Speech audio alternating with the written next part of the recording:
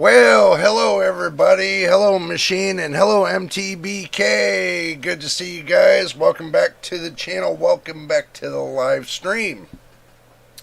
Right here on JJ's PC Builds. I'm JJ here with you once again. And if this is your first time here, make sure you hit the subscribe button and the like button, because if you don't, then what's going to happen is YouTube's never going to push my videos out there, and you guys are never going to be able to see what I got cooking. So make sure you hit it.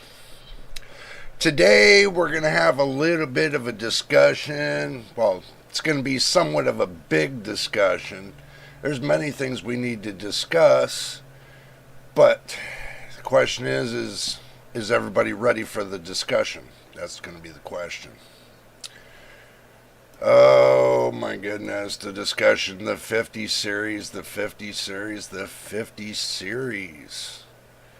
So much discussion, so much hatred, so much people thinking about returning the GPUs.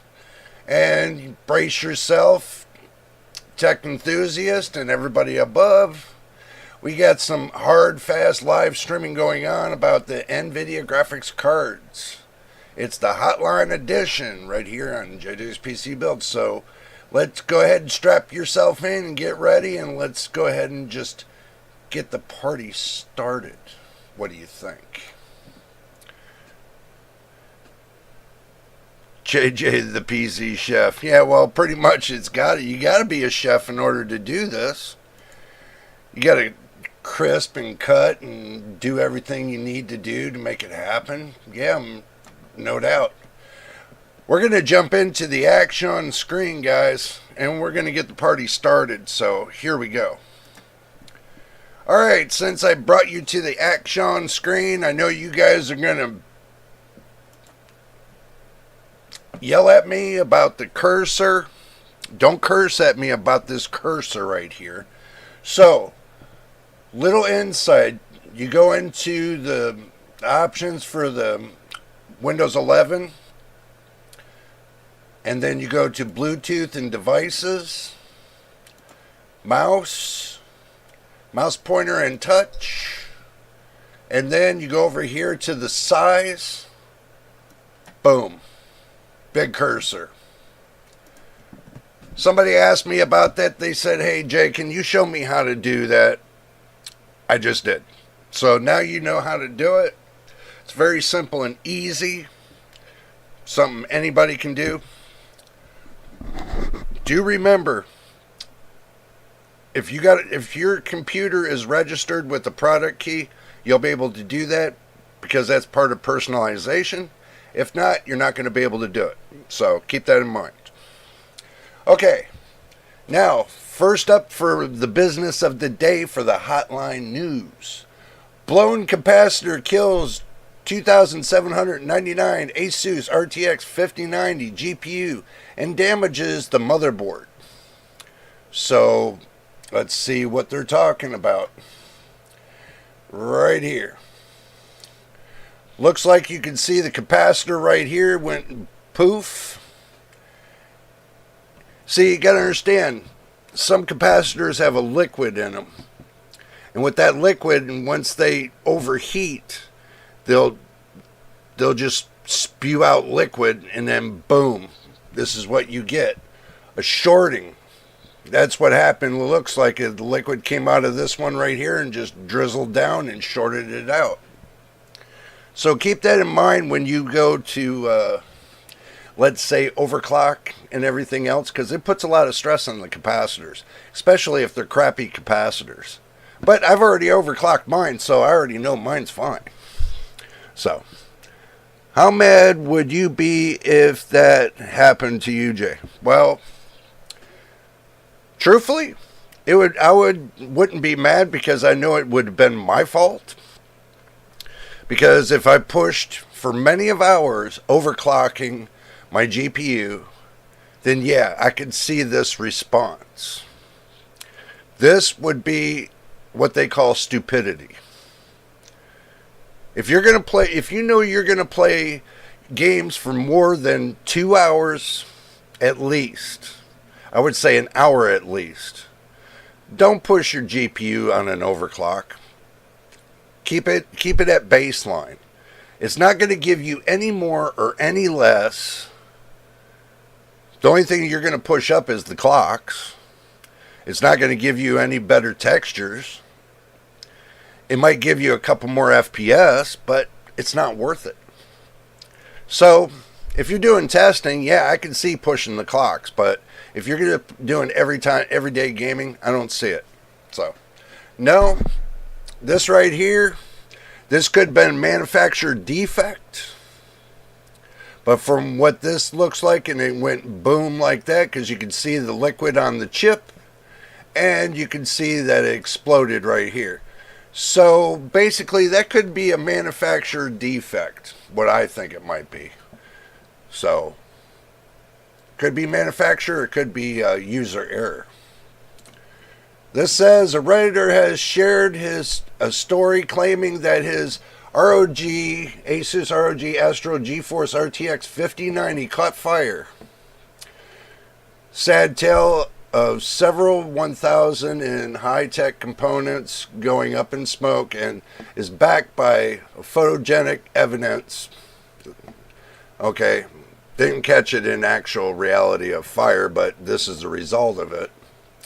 Amongst the photos that weigh impossible 485 pounds published, we can see the clear signs of the damage near one of the graphics card's capacitors.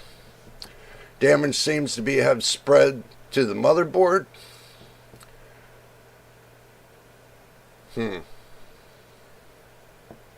Actually, no, that is the motherboard. Whoa. Let me back up for a minute. My bad. My bad, people. That is the motherboard. I think. No, that can't be the motherboard.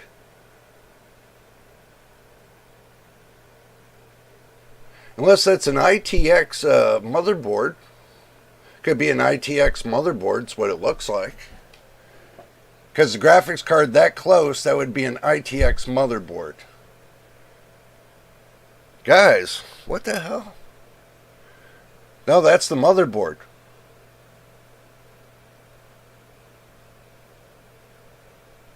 Or am I wrong?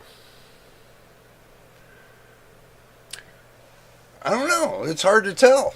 It's hard to tell what this is. If this is this, no, this is this is the graphics card. My bad. Yeah, this is the graphics card because your motherboard's not going to have these kind of connectors. These are fan connectors and stuff, but that's a lot of fan connectors. What? That's a lot of connectors. But as a 5090 too, we got to remember, because the heat sink, the PCB's in the center of the graphics card, and it runs off of connections. So yeah, this is the 5090. Wow, a little bit confused there, but we got through it. The burn marks are evidence on both the graphics card and the motherboard. On the graphics card, you can see the darkened yellowed areas of the PCB near the suspected blown capacitor. Redditor also shows a burn mark on the Asus ROG Crosshair X870E Hero motherboard, just above and between the H and the E in Hero logo. Okay. This area has aligned with the suspected blown graphics card capacitor, which plugs into the board's first PCIe 5.0 X16 expansion slot. Okay, so let's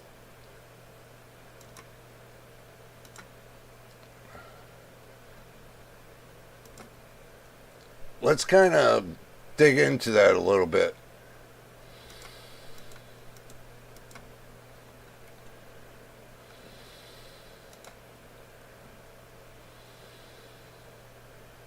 Oh, that's the graphics card. I never knew the graphics card sat like that. I never knew the graphics card sits so close to the motherboard like that. Whoa. Okay, I see what happened now. This is the actual article that the dude posted on. Guys. Okay. This is the problem. If this is the graphics card right here, and this is the motherboard right here, don't you think the heat that's coming from the graphics card blowing onto the capacitors is going to be an issue?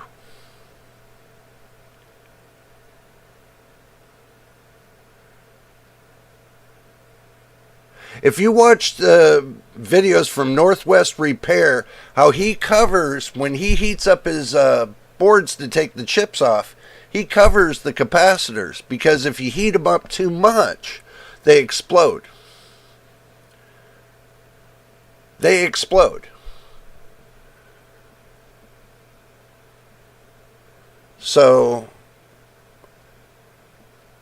if he has this graphics card positioned into a way that is blowing onto the motherboard, and all that heat is going onto the motherboard, then yeah, those capacitors ain't going to last. Those capacitors are going to go poof. This is a building, this is, whoever built this, they didn't build this correctly. If I'm wrong, I'm wrong. You guys can quote me on it, but I can tell you right now, seeing where the fans are blowing onto the motherboard, right here, that heat is going to build up in that little space. That heat's going to build up and it's going to explode those capacitors. Look, let me explain why. Okay, on your motherboard, you got your motherboard right here. And then your graphics card sits like this. But if you fold the graphics card on top of the motherboard and sandwich it, okay, and you got your VRMs right there where it's blowing down, the fans are blowing down onto the motherboard, and where the VRMs are, the voltage regulating modules, you got your capacitors, you got your whole streamline of capacitors on the motherboard. So if that heat's blowing constantly down and it's blowing a lot of hot air constantly, it's going to heat up those capacitors and go poof, just like that. That's a build. That's a build error. To me, the way it looks like to me, it's a build error. So, you know, This is when they put their PC together, they didn't think of the catch-22, because if you know, this right here looks like a Founders Edition. To me, this looks like a Founders Edition. Even though if it's not a Founders Edition, it's still got the fans blowing the air up and out. It's still got the air coming out, because one side of that graphics card, because it's the Astral, because it's got the extra fan. Remember that. Astral has an extra fan, and it's blowing outwards, and if that's blowing outwards to the motherboard, yeah, it's going to explode those capacitors. It's going to tear them up. Even if it's an ATX motherboard, bro, it's still going to blow onto those capacitors, because you got a streamline of capacitors. Okay, you have a heat sink. You have a heat sink on the back of where your I/O shield is, built in, because that motherboard has it built in. But some motherboards do not cover, the heat sink doesn't cover the capacitors, is because when that heat sink gets too hot, it explodes the capacitors. That's the reason why some manufacturers don't build the heatsink over the top of the capacitors. They only can stand so much heat, like 107 C, maybe 107 degrees Celsius. And if you're putting more than 107 degrees Celsius on those capacitors at full load, they're going to explode. See, I know electronics. I know how it works. And this is what this scenario is looking like. This is what this scenario is looking like. It's looking like that. I mean, I can't make this up. This is the way it looks. The way it's being presented to me, it looks like that the capacitors are getting nothing but constant temperature over the top of them. Constant. So, hey DV, good to see you, man. Good to see you. Why would you put the GPU that close? Well, if it's small form factor, it's going to be that close, bro. Because the way some graphics cards are designed, they're designed to shoot the heat out the back where the I/O connection is. Where you plug in your monitor, some of them are direct most of the air out the backside. Or they direct it out the sides. But this is directing it directly through the GPU, the flat side of the GPU, going directly through to the other side, and it's going to hit the motherboard. If you put it in a vertical stance, because you want, the fans to show and everything else, and it looks really cool, you got that heat blowing on the motherboard at a vertical stance. That's not good. And these new 50 series graphics cards, they put off a lot of heat. Even though it doesn't look like they don't, because it disperses the heat faster than it's being recorded. Yeah, they put out a lot of heat. So yeah, heat is the killer. Heat is the killer. And I can tell you right there, that's the reason why they exploded. Because it's basically like this. If you take and get a box, right? And you put heat inside that box, hot air rises. But if there's nowhere for the hot air to rise, then it falls. And that's exactly what happened. And it fell. And it kept circulating like a hot aired oven, like a convection oven, right there in that little spot. It acted like a convection oven. A lot of people can say what they want to say, but from what I see right here, that's what it's looking like. You can't change the factors. Okay? Especially if you're pushing hot air from the fans and it's circulating that air around those capacitors. Yeah, it's going to explode them. It's going to explode them. You can't get around that. That's the reason why they run big fans in GPUs, is because the fact of to keep the capacitors and the VRMs and the memory and and the GPU die all cool. Because if you don't and get that heat out of there fast, boom, you'll explode. You'll explode the capacitors that are supporting the VRMs. And that's pretty much what they did. And especially if you're overclocking, yeah, that's going to do it. So I can't make that up. That right there is too much. So yeah, you can't make that up right there. I mean, I'll try to even get closer. I mean, you can't make that up. I mean, it's right there. You can see it right there. This capacitor exploded. I can't make that up. There's no way. This is the power supply right here. This is the input of power. This is your capacitors. I mean, yeah, you can't make that up. Oh, I'm going to tell you, it's going to be a real killer week. So now we got that out of the way. Let's also talk about something too. Nvidia is investigating the RTX 50 series crashes and black screen issues, but no fixes yet to date. Okay, I'm gonna take and pull my face out of the way. I'm gonna pull my face in the way.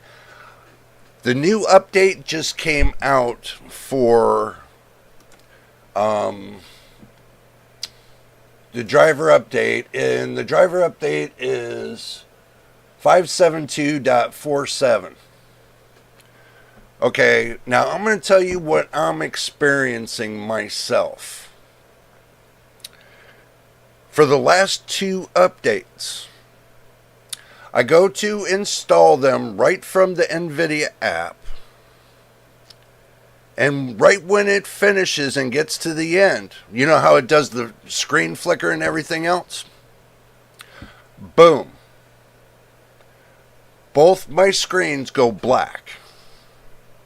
And it doesn't recover. Usually it does its flicker and it recovers. Well, I've had to do a hard restart on my PC every time I go to upgrade the software. I have to wait like two or three minutes and then do a hard restart.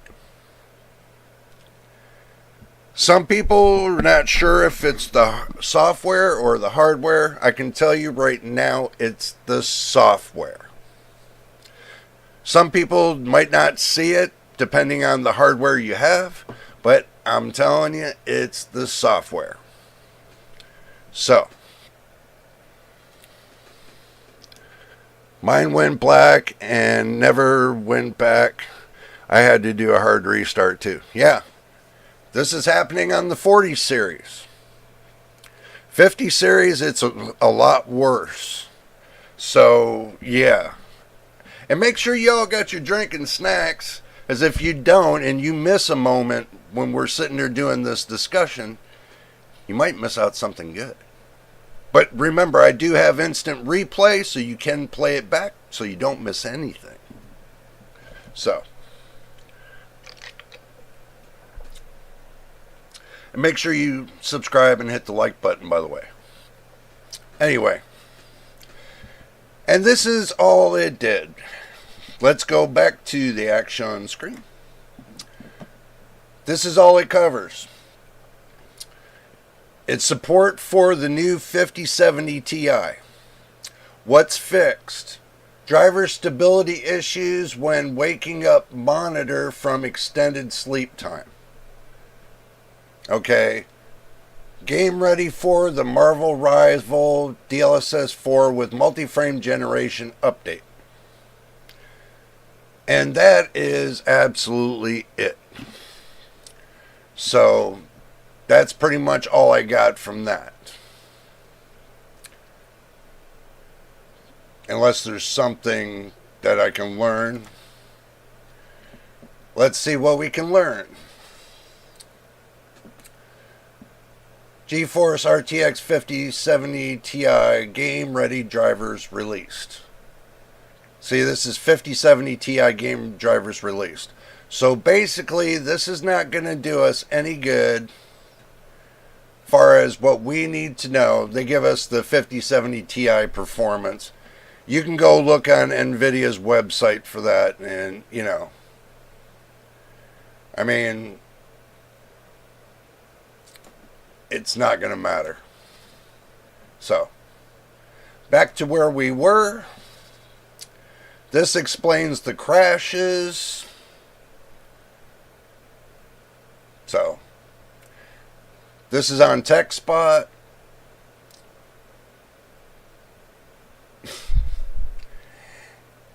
And there's nothing really much more to explain about this.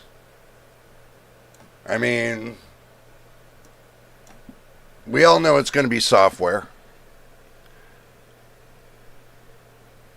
Mine is not OC anymore. Well, why not, man?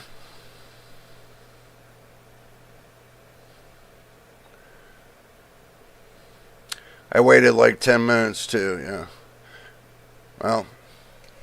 Well, see, MTBK, the thing is the reason why you're not seeing it because you have integrated graphics into a laptop. So some of the features that you might get on desktop, you're probably not getting them with the laptop, so it's not really going to show as extensive as it would on a discrete graphics card. It's just like when I ran my 5600G and everybody was having problems with AMD drivers. I didn't see it because I was running integrated graphics. It's not as intensive as a discrete graphics card. So, yeah, you're not really going to see much.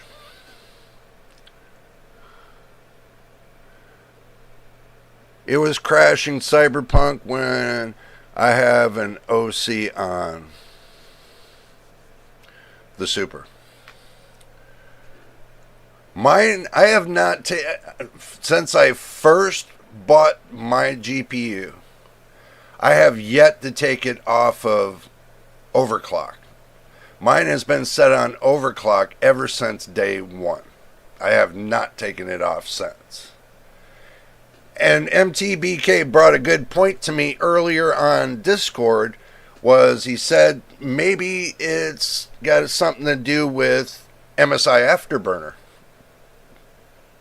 It could be that it could be a glitch with MSI Afterburner. It could be a glitch with many of things. So basically, before I do it, I'll have to take and turn off one piece at a time to see where the glitch is, and then go from there. I think this is my thinking is this, that the software updates we're getting are not really doing anything but just improving for the new games with the new DLSS 4. So it's just helping improve on games as much as I feel it's doing. But as far as anything else, it's not really giving us a total driver update. It's probably using the same graphics driver and just improving stability, and that's pretty much what it's doing. So I tried the OC in MSI, and I tried in Nvidia app. Both crashed the game. But no OC on both. No issues. Well, you could resolve that if you want to decide to go back to the latest drivers before they did the upgrade to DLSS 4. You can always go back to that one, clear out your drivers and everything else and start fresh, and then go back to the latest one before they started doing this update. And see if it works there, but if it still does it, then it shouldn't. It could be just a basic driver issue. It's the issue that everybody's having with the 50 series, so I think it's stemming off a little bit to the 40 series. So I just think it's right now, these are fresh, early adopted drivers. It's early adopted software because they're trying to implement it to the 40 series, the 30 series, the 20 series, and so on. So right now, it's going to be buggy. I'm going to tell you guys this. It's going to be buggy. My test, and okay, thanks. Thank you. Hope you all are okay. Nice testing with you. Well, I'm glad you're all good too there, DV. Glad you're all good there too. Good to see you, by the way. Good to see you. See, the thing is this. We all know, and this is nothing new. For me, it's nothing new.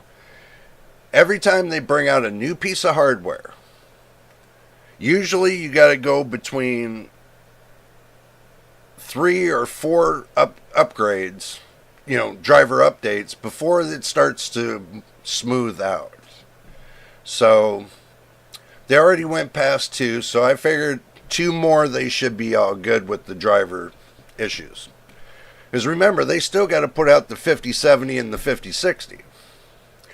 So they got to implement those drivers, so they're going to be buggy and stuff. So that means everybody's going to have this problem. Everybody's going to have this problem because they're implementing the software one time for the whole 900 yards. So this means the 20 series, 30 series, 40 series, and 50 series are all getting the same software. Except for there's conditions they put into the software. Instead of like they did before, breaking off the 20 series, breaking off the 30 series, and 40 series, and the 50 series. Or the 40 series. But now, they're saving themselves some money by putting everything in one ball of wax. So, the algorithm is going to be what determines, because it checks the codes that's on your GPU, and it implements the software to that code. So, it could be a coding issue. Simple as that. It's a bug issue. So until they get it fixed, we're all going to have to be patient and just wait until they get it fixed. So, my English is not that good. That's okay, bro.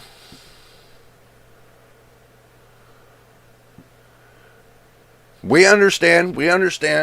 Don't worry, it's all good. We understand. But as far as the crashing and the black screening and stuff, we all know it's a driver bug. So we're going to expect that for the first 4 updates. So just be patient, and then after the 4th update, if they still have this problem, then yeah, I'm really going to say a follow-up on this. So let's move on from that.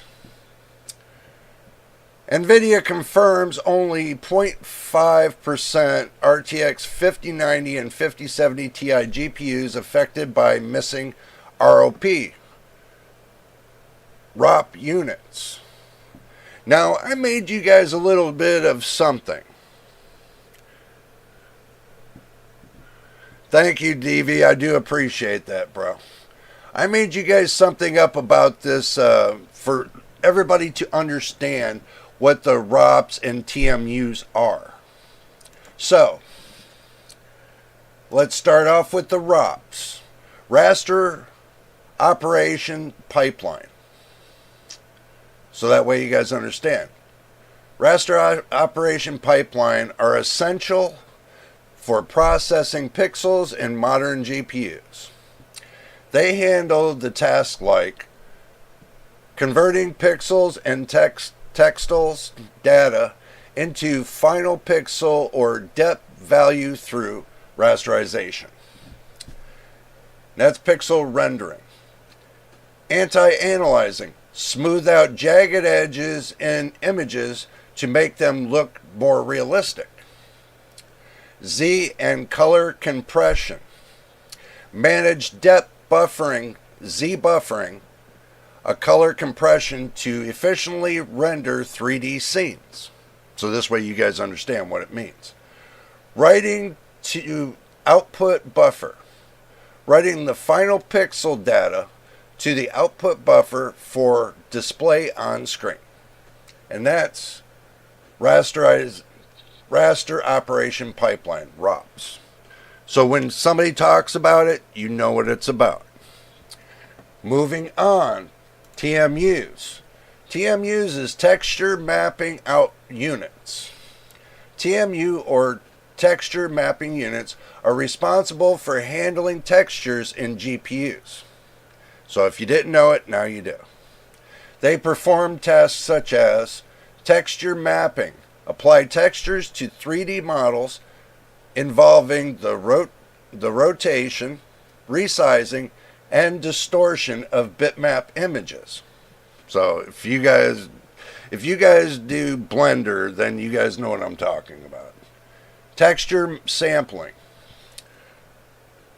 Retrieving data, texture data from memory and applying it to 3D models.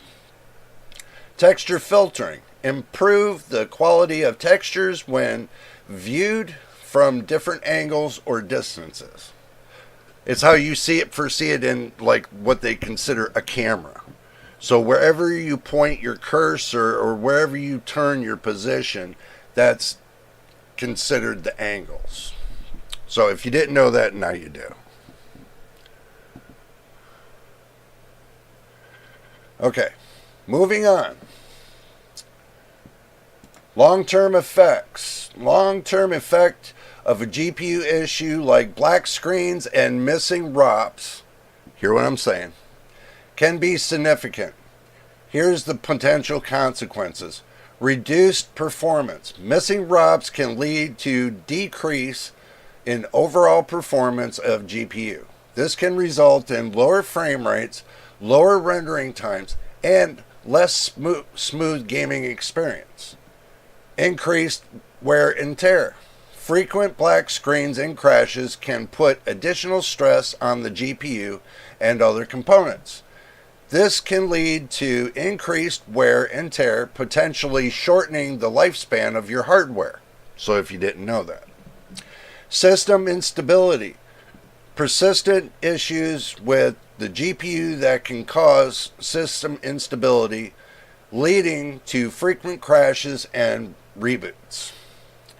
This can particularly be problematic for users who rely on their systems for work or other important tasks. So, yeah, that's system instability. Potential data loss. The system crashes and black screens can sometimes result in data loss, especially if they occur during critical operations. So that means if you're working on something and you get a system crash, you lose everything that you worked on for that time.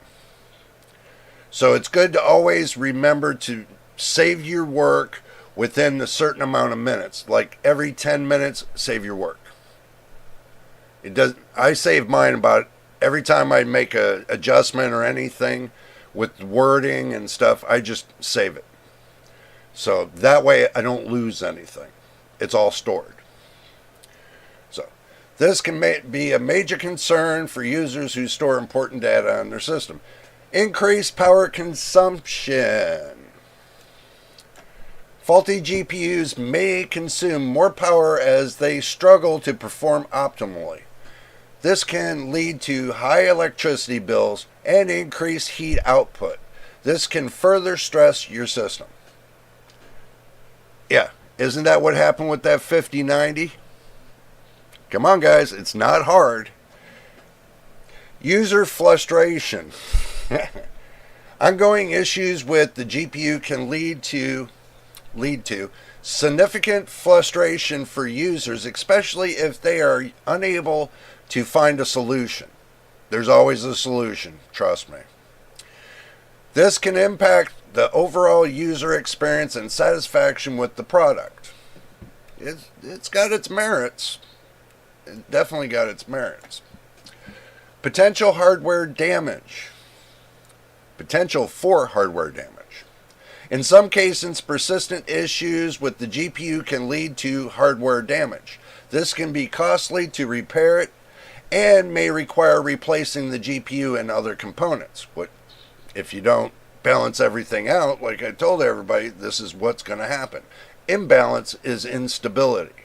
So, addressing these issues promptly and seeking support from the manufacturer can help mitigate some of these long-term effects. That's if you can get them on the phone.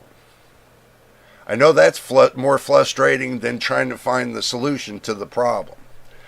That's the reason why you got friends here on YouTube. You can always get a correct answer if you're looking for it. So, tied primarily to the GPU, OpenGL. OpenGL is a graphic API. This is where we're going to talk about the difference.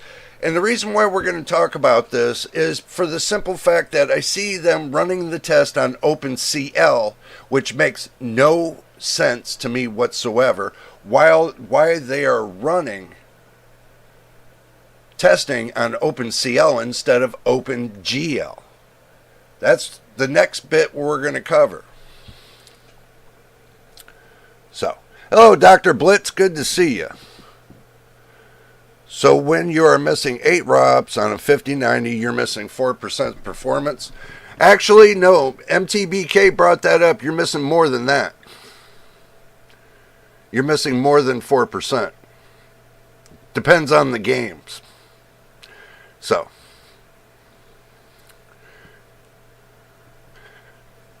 how long should I wait to buy a 5090 for them to send a patch 5090 unit? Yeah, basically. I'm going to tell you, Dr. Blitz, I said this before and I'm going to say it again. Wait 6 to 7 months. So that way you're assured all the bugs are worked out of the GPU. So when you plug in the software with the hardware for the first time, you're not going to run into all this crap. Avoid the crap and wait a little bit longer. That's my philosophy to this. To avoid the crap and wait a little bit longer. So,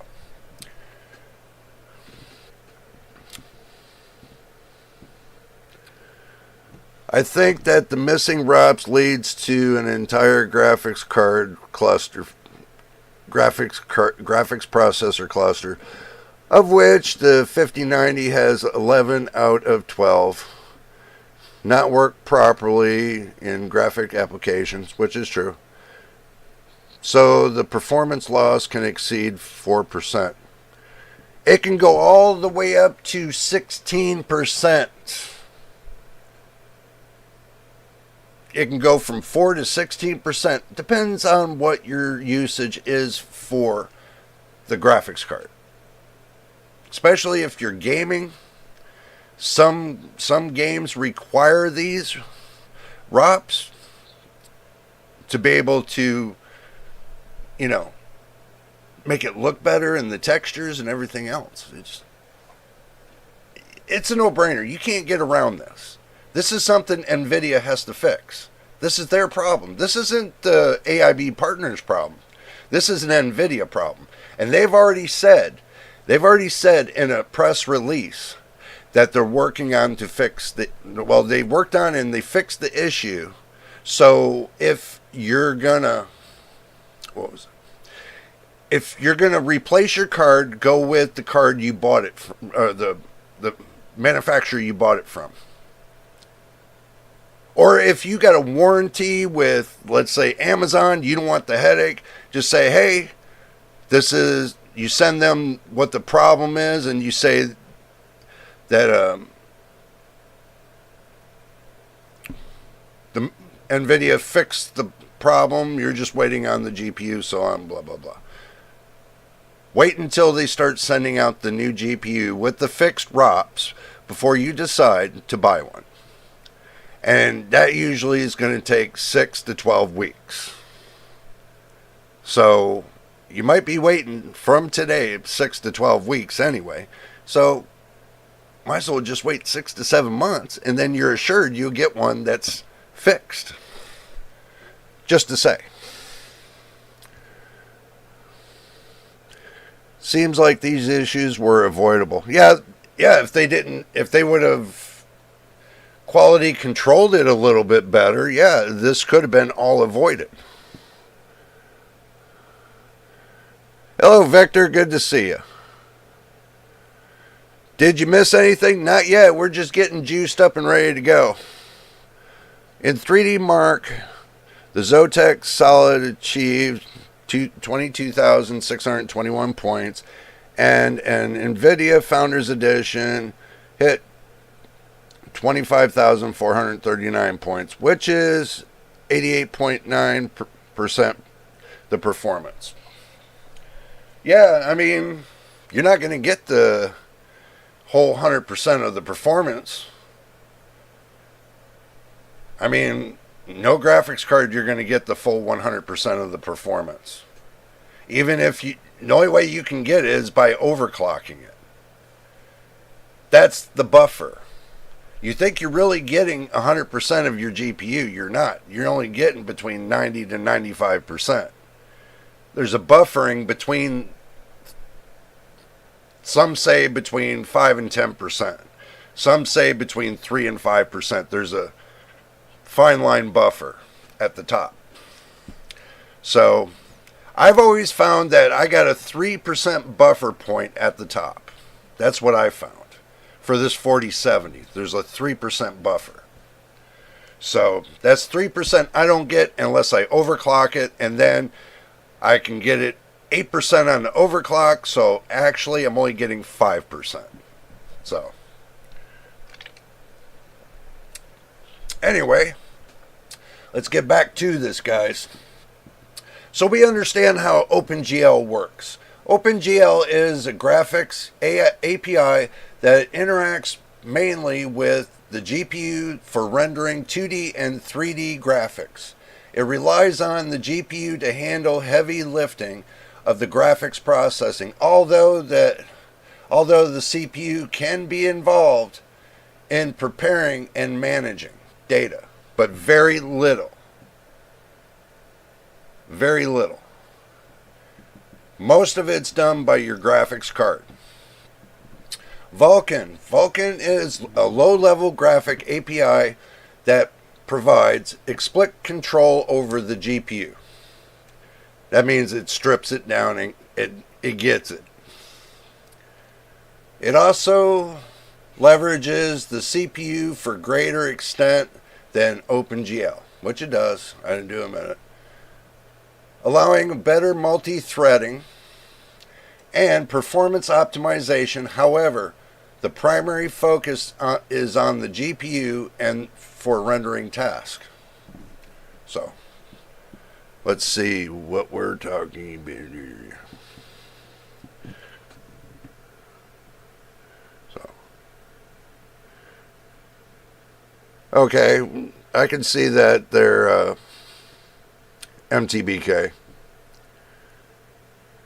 Can the 5000 series launch be more than of a travesty? Probably, if they would have launched it correctly instead of rushing everything out. If they weren't ready, which they weren't ready on the software, because they're missing some things on the software. You know, ROP's missing, burning cables, no PhysicX, no enough improvement in performance from the 40 series. A lot more expense and vapor launch. Dang, Nvidia. Yeah, I agree. That's pretty much it. You nailed it right there.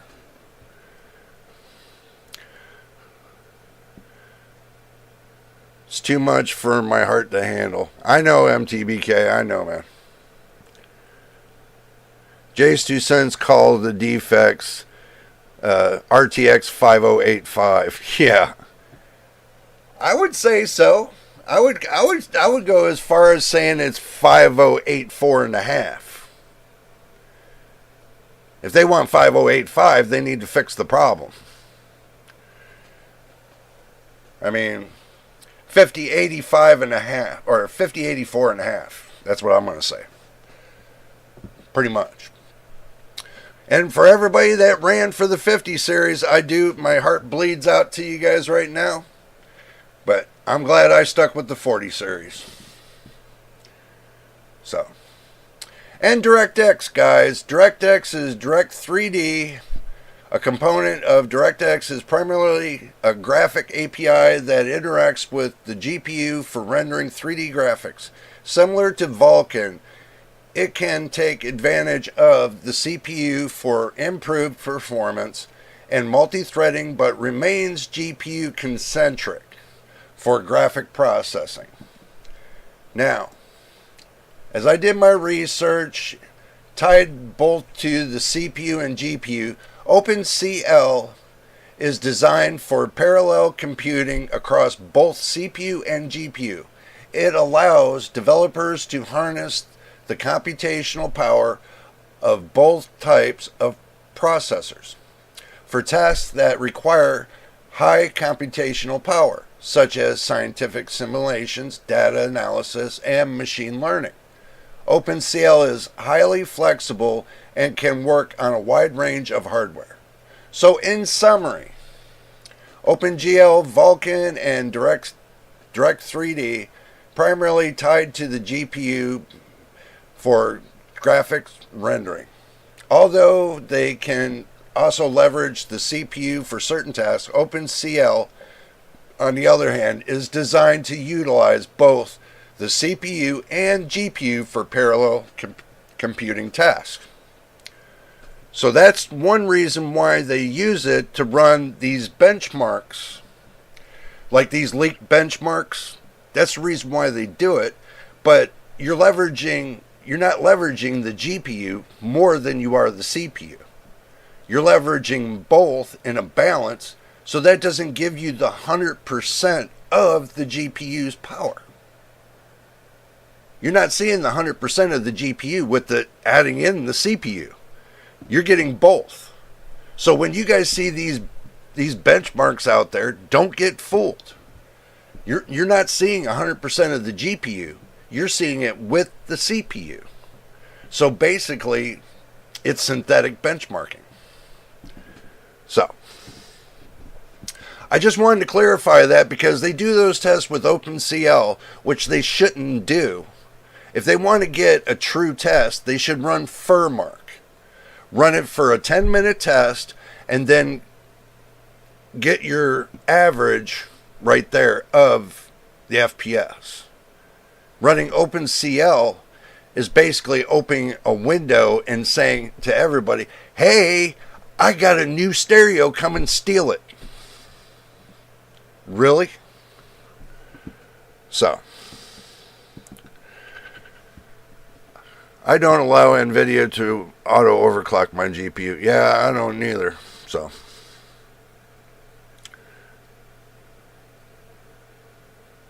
Victor says, have you had any experience on Nvidia app? Yeah, I have, all of it. To do the automatic OC tuning, I don't like it because it only gives you 1/4 of what the GPU can do. So, yeah, I'm not a fan of it right now. So, it seems to get me only to 200 megahertz on the GPU core. Yeah, well, the GPU core can go up to 225. That's how I know. And the GPU memory, the VRAM memory, can go all the way to 1600. But the way I would run it if I did it as an overclock would be as I would push the GPU core to about 150, and then the VRAM, I would push that to 1600. So that's just me. That's if I want to do an overclock, but if I don't, I just set it at 0 on MSI Afterburner on all of it, and then it just runs stock. The overclock comes from the overclock of the GPU. That's it. So,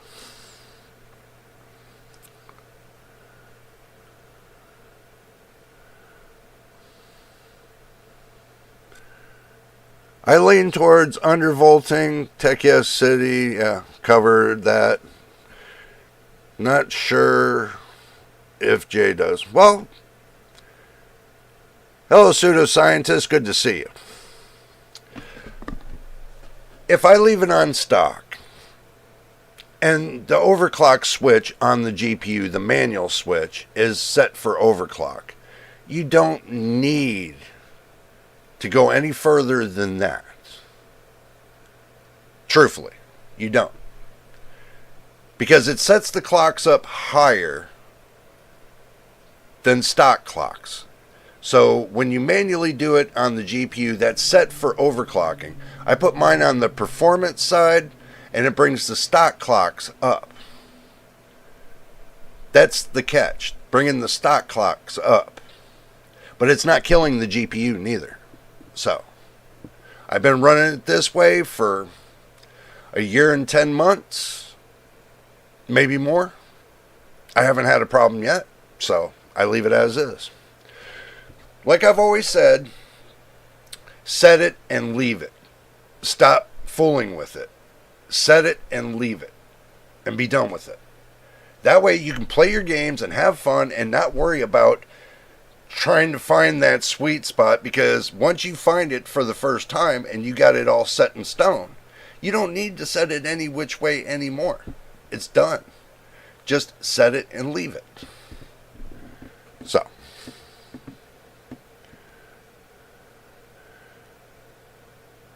the thing is, I have a Zotac, and for some reason, Afterburner won't read the voltage.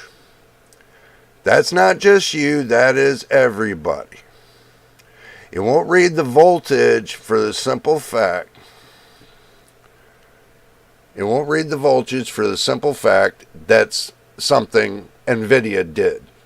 If it's an Nvidia card, something Nvidia did, they locked the voltage.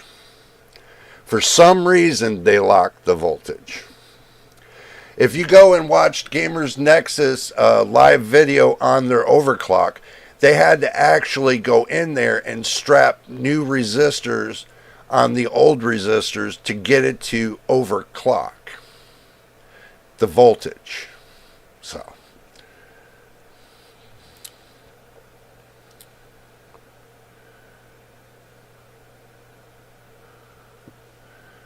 oh, you had to use the Firestorm proprietary software? Yeah.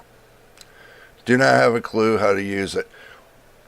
Take your time. Just do it little bit at a time until you get comfortable with it, and then just keep watching videos and keep testing it until you get comfortable with it. And once you get all your knowledge on it, then just set it and be done.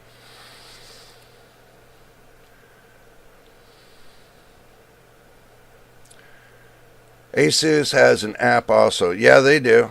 Asus has got an app. But I don't use that neither, believe it. Well, yeah, I could use it if I want to, but I don't. I don't really use it. I think a search of GTX 1650 efficiency is Tech Yes City best video. Well, so be it. I mean, my bad. That was Hardware Unboxed, still an Australian. Well, you know, hey, they do what they do, and I do what I do. Oh, another thing to add to the launch. Software side. Dang, Nvidia. Yeah, it's pretty much the same song and dance. The last couple videos I've made on this 50 series, same song and dance it looks like, but it keeps getting more and more getting down into the dirt. So, I find it dubious that they take one problem and try to say it is prohibited with no proof of anything, product-wide. Prohibited product-wide. Yeah, pretty much. What do you think they did with the 4070? They have a wattage limiter on the 4070. You can't go over 200 watts of TBP, total board power. You can't go over 200 watts.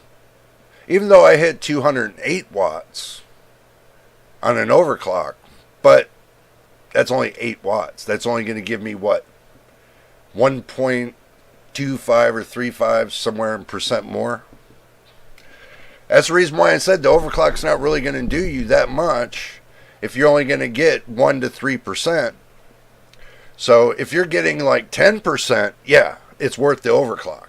But if you're only getting like 1 to 3%, it's not worth, you know, pumping up your GPU to the max and then playing it for several hours and then watching the silicon on the GPU die, smoke because of that. It's not worth it.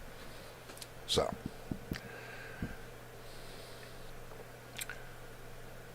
This Nvidia RTX series launch is weird. Yeah, it definitely is. I ain't going to deny that. It is definitely weird. So far, the RTX 5070 and lower tiers are postponed. Yep. That was another thing I was going to bring up. That it is postponed until further notice. So let me go ahead and get this out of here. And we already talked about this. The missing ROPs. You guys know. There's the notice on WCCF Tech. This is what Nvidia had to say. We have identified a rare issue affecting less than 0.5%, half a percent of GeForce RTX 5090, 5090D, 5070 Ti GPUs. But there is no report on the ROPs about the 5070 Ti GPUs. It's only the 5090, which have one fewer ROP than specified. And what they mean by 1 by 8. So the whole package is 8. 8 ROPs. It's 1 by 8. Then specified. The average graphic performance impact is 4%. Depending on the game, it could go all the way up to 12 to 16%, depending on how intensive the load is on the game. So, keep that in mind. With no impact on AI and computing workloads. Yeah, of course. Everybody puts out everything, the AI and the compute workloads, but does nothing for gaming. It satisfies the AI gods in the world, but it doesn't satisfy the gamers, trust me. Affected consumers can contact the board manufacturer, like Asus and all them, for a replacement. The production anomaly has been corrected. And that's brought to you by a representative was said from a representative of Nvidia to WCCF Tech. So, now, I want to hear you guys' thoughts on this, because this doesn't seem right. This doesn't seem right. If you knew about the anomaly, why didn't you correct it before you launched the cards? Oh yeah, it comes down to a hardware thing. They can't do one without the other. They can't make their money without, making their money. So, let me see what you guys are going to say.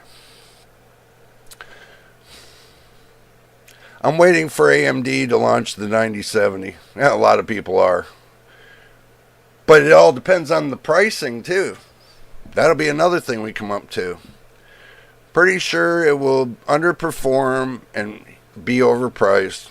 Then everyone can freak out. And that's pretty much what it's going to come down to.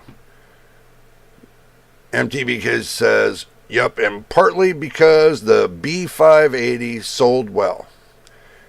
Yeah, they had to rush everything out because the B580 was selling better than their cards. Intel is motivated to have something cooking themselves. Yeah, we're waiting to see if they're going to have a 570. What was it? No, they have the 570. They have a 580. If they're going to have a 590, a B590, or something better. It's all up to Intel. Intel's got the platform. It's being set up for them. Especially if they're going to do low-end graphics cards, they can steal a bunch of thunder from AMD. Sorry if you guys are an AMD fanboy, but Intel could come out with something better that blows away AMD and blows away Nvidia. And they could take a huge market share. Because gamers are wanting something different, something better, something new, something that it digs at. But there's nothing right now. Even if AMD comes out with their 9070 XT, it's still going to be the same crap. Because where the benchmarks falls with that is a big difference. So, and we all know about the Physics X and with the Nvidia. We'll finish this off about the Physics X. We all know that the RTX 50 GPUs ditching the Physics X support is another reason to stick with the 40 series. And that's the big headline.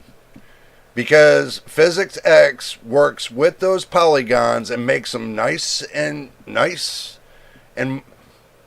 motivated. With particles and everything else, you got to have it. If you want a decent gameplay with having decent amount of FPS and textures looking great and everything else, you need the physics. They can't just take it away. So, and that's pretty much what they did on the 50 series. They said, boop, your $2,000 card don't mean nothing now. We're taking physics away. We're taking the 32-bit physics away. We're taking this away. We're taking this away. Oh, we haven't got the smooth motion out there yet. We haven't gotten this or that. You know, they've still got 3 things they got to put out. 3 things in the software they haven't put out yet.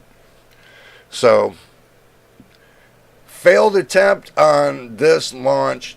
I'm going to tell y'all, wait till the 60 series. And if they follow that up, then after that, I don't know. I don't know where to go with this. I mean, truthfully, I don't know what to say. And even me being a reviewer, I don't know what to say. Especially with all this catastrophe. I mean, they're ditching their... How can I say it? They're ditching their ideal base to go for something that they can't achieve. Like AI. They're trying to go for that base that they can't achieve. They're not... You can't take gaming to the AI level until you got all the pieces put in place. And they don't. And it's embarrassing. So, if I look at the RTX 5090 block diagram, it seems a GPC contained 16 ROPs. Losing 8 of them makes the GPU basically unusable, at least for 3D Mark. Yeah, it does. I mean, even though my 4070's got 90 something or like that, it still performs well. And I made sure, and you guys can make sure as well, if you got a 5090, you can take and turn around, go on GPU Z. You can get it from Tech Power Up, download it, and check between what your GPU is supposed to have and what you got on there. So you know exactly what's on your GPU. And if you got a problem and it's not, all your hardware is not presenting it to be what it's supposed to be, then you have an option. Go through the warranty process with the manufacturers, which I don't even know how that's going to work. All the reviewers don't know how that's going to work, because it seems like it's a clusterfuck to me. So, just being honest with you guys. Just being honest with you. It's a cluster mess. I know I used the F word. My bad. It's a cluster mess. So, something they can trust. People are losing faith in the tech. Pseudoscientists, I do agree. Machine says people are saying the newer CPUs can handle the physics just fine. No, they can't. Even, it doesn't matter if it's AMD or Intel. They can't handle it. You got to remember, you got 2 sides of the coin. What if you play a game that's CPU intense? Now hear me out. Hear me out. What if you play a game that's CPU intense and then it requires the physics and you're trying to draw it off your CPU and then you're overheating your CPU trying to play that game, and it runs slower and slower and slower. Get the point? That's the reason why it's put on the GPU and not the CPU.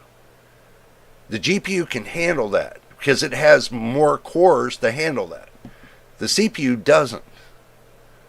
The CPU is just for your computation.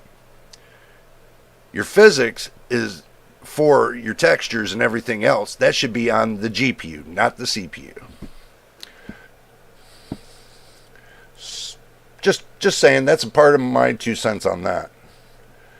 So, well, my light, my fridge, my vacuum cleaners run like champs. Well, I hope so. It's not all bad. Headset and mouse are just as good too.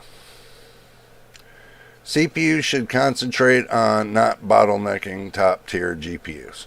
Well, if you're putting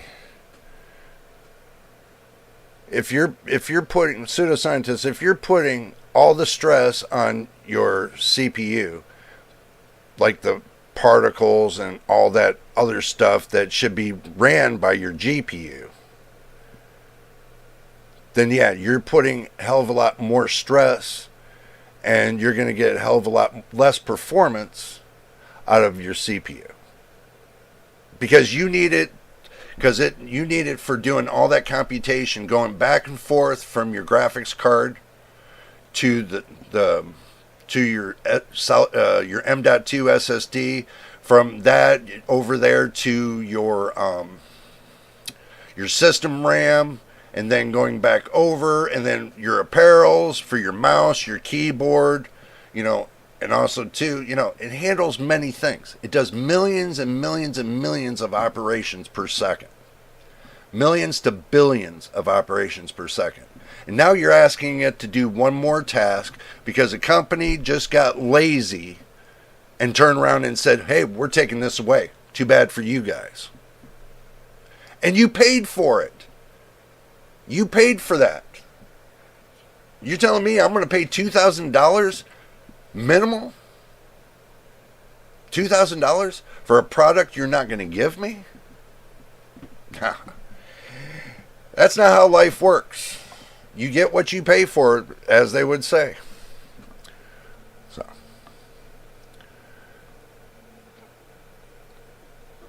a GPC is a graphic card, a graphics processor cluster containing 2048 cores each, times 12 makes 24,576 cores top for a GB202 chip.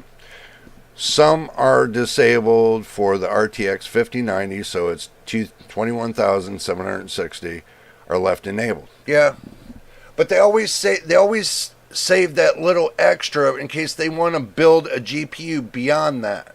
If they want to do like a TI version or whatever, they usually save that little margin in case they want to go full boat. So they save it in case one day they just want to do something spectacular and say they want to do, let's say, a 7090 Ti. Let's say a 7090 Ti instead of a 7090. They want to take it to that next level. Everybody's going to buy that because it's a Ti. They think it's going to do better. So yeah, they'll save between 2,000 and 3,000 cores for it. Yeah. Yeah, personally, I don't need to wait for faster processors because I don't play any of these games that require 32-bit physics. Yeah. Some people do, some people don't, bro. Some people like it because of the particles and everything else, because the movements, like the tree movements and stuff like that, the sun, where the sun is shining, and the shadowing and stuff like that. Yeah, that's the reason why they like the physics. That, like, if you're an animal, like the fur on your skin, how it waves and moves, and that's the reason why they like the physics, because it makes it very intense. It makes it very sharply intense. So, yeah, machine, I'm looking. Let's see. UMDA technology. I know, but are you going to be the one that's going to be waiting for the, what do you call it, the new AI processor that AMD's coming out with? What is it? You guys are going to have to help me out on this. It's the Mac something. I keep forgetting the name of it. I just got so much in my mind I can't remember it. The Mac something. I could say it's the Apple Max, the M4 Max, but that's what it kind of reminds me of. You know. But, alright, moving down the road, guys. Next. AMD's Radeon 9070 XT tested at 3D Mark, offering faster performance than Nvidia's RTX 4080 Super in Time Spy Extreme. Okay. Let's see. All this little blurred out crap, this tells me right here that it's not. That's fake news. Okay, so let's see.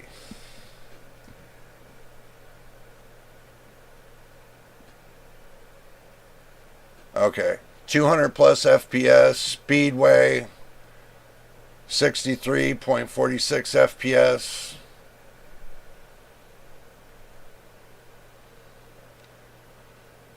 Okay. So is that fake news? On Time Spy, they got it to where it's almost equal to each other, the CPU and GPU. That's not good. That's bad. When your score of your CPU and your GPU is almost equal to each other, then that means your GPU is no more powerful than your CPU. That means it's running at like dog shit. To me, that's basically it's basically relying on your CPU to pull up the slack. And my CPU on Time Spy is over 10,000, and I got a 5700X. So give me a break.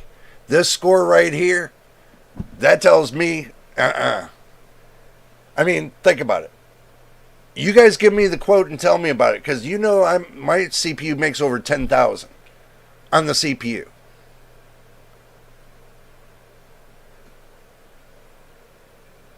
It's math. So I don't foresee this really being anything. Truthfully, I really don't see it being anything. So you're telling me that the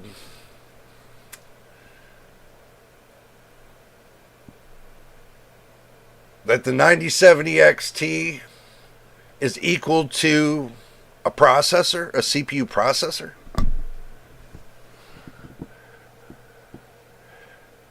If AI runs girlfriends better, then why not? Yeah. What resolution? I think they were doing this at 1440p, bro. Or 4K, something like that. Something like that, 1440p or 4K. We'll investigate it.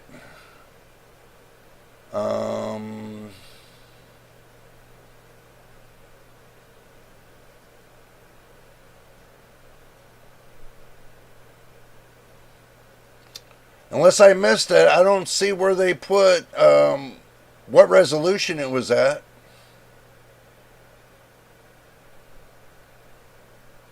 But they're saying the price might start at $650 for the 9070 and $750 for the 9070 XT. And you know those are going to be slaughtered. If that's the case, they're going to be slaughtered. So you're telling me that rumored the 9070 XT is right here. Guys. Ryzen AI 390. Thank you, MTBK. I just couldn't remember the name. Think about this. The same GPU die is on the 9070 as well as the 9070 XT. Where's the 9070 XT? They said that was in between the right here in between the 7800 XT and the 79. What was it?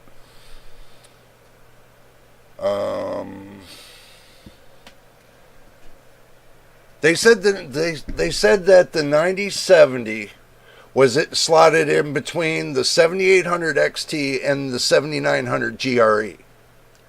That's where they said that was slotted into. And then they said that the 9070 XT was slotted in between the 7900 XT and the 7900 XTX. But finding out that the 9070 XT was the one that was slotted in between the 7800 XT and the 7900 GRE. I could be wrong. It's just a rumor. Take it with a grain of salt. Whatever. But they slot it right here. But look at the numbers. It's well below a 4080. This right here should be right here below a 7900 XT. Something screwy about those numbers. Machine, what was the question, bro? Oh, the resolution is important. The CPU is important. Need more info to make a call, I think. Yeah, well, when you got your GPU running the same numbers as your CPU on 3D Mark, there's a problem. I'll give you an example. Let me pull up something really quick. Something that I know you guys are going to be like, Ninja, you're going to pull up something really quick. Yeah, I'm going to pull up something really quick. My foot in your...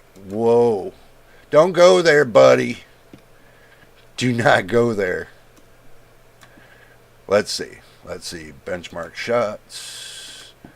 Let's see. 5700X. 3D Mark. Let's see. We'll do times by. And we'll do the latest one.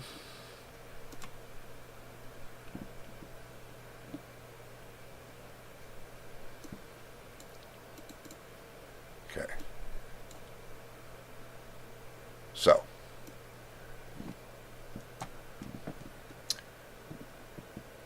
You see the difference?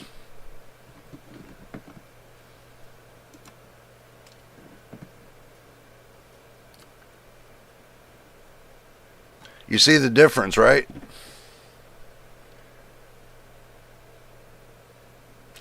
Mine's an actual test. This is an actual test done on 11/4/2024. I keep all my test results. I haven't done one lately. I got to do one soon. So, I just want to give you guys the idea of what it's supposed to really look like. So you don't get misinformation off of these sites that they don't know what they're talking about. So, Moore's Law said 9070 is between the 4080 and the 4070 Ti. Not possible.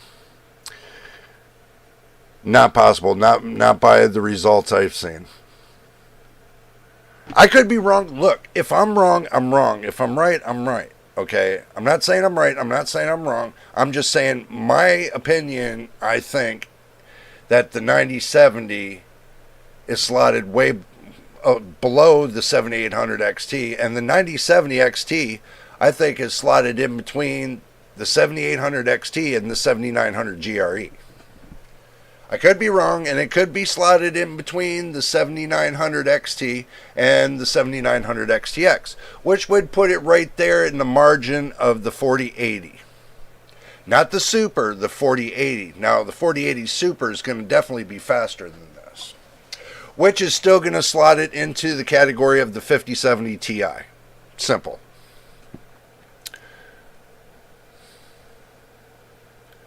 So, I've seen many people say GPUs are overpriced. Definitely yes, pseudoscientist. I'm not buying one. I wouldn't right now, not for 6 or 7 months. I'm going to keep saying it because that's the real deal. I mean, I wouldn't buy any for 6 or 7 months. To make sure that what comes out on the market is finalized. And the software is finalized. And all the bugs and everything else is finalized. So, others saying I'll wait for the 60 series. Yep, I've been hearing that too. Not everyone is buying old used stuff for too much. Yeah, but the old stuff they're selling for 3 times the amount of too much. And the new stuff they're selling it for 6 times the amount of its MSRP. That's ridiculous. That's the problem. Is they jacked all the prices up thinking they're going to... It's a cash grab. It is a straight up cash grab right now. It's not about you playing games. It's about everybody getting as much cash as they can. It's a cash grab. And I realized that when I seen the prices start to spike, I seen that and I knew it was a cash grab. So, the resolution is important. CPU is important, yeah. I do agree. Just wait till some Battlefield benchmarks and the 9070s will look good. Probably. But, so if AMD can only match a 4070, then they are a generation and a half behind. Yeah, they are pretty much, pseudoscientist. Just like with the like I was trying to tell you guys about the 7950 XTX. Here, let me do this. Let me show you guys this. Let's go back to the 7900 XTX, but we're going to look for the 7950 XTX specs.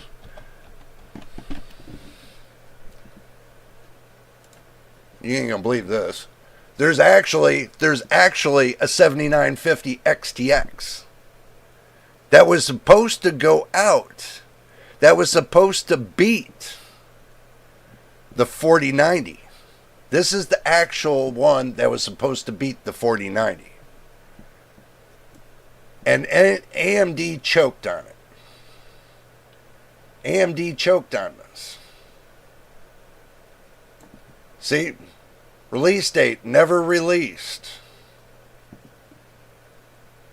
It was a Navi 31. Look at the specs on this. Base clock 2200 megahertz. Shader clock 3000 megahertz. Game clock 3000 megahertz. Boost clock 3300 megahertz. Memory clock 25 megahertz. 20 gigabytes effective. 20 gigabytes per second effective at 2500. My GPU only goes up to 1600 effective. This is 2500 megahertz effective. It's a monster. 960 gigabits per second on the bandwidth. 384-bit bus. GDR6. 24 gigs of VRAM. 355 watt TDP, 750 watt PSU. This was supposed to be the monster that was supposed to put the 4090 to shame. They choked. They got scared. They got scared. Even on the relevant chart. Look right here. On the relevant chart. You guys can look this up yourself if you want to. Right here. RX 7950 XTX. 7% faster than the 4090. 7% faster. Now the 5090 is 25% faster than this card that they never released. 7950 XTX. I made a video on this a long time ago. This is when they come out with the 7900 XTX. I was like, are they crazy? They had this in production and killed it. They had it in production and they killed it. Oh my God. Everybody thought I was crazy. They thought I was making this up. I can't make this up. This is real. This is real. This has been going on. This is real.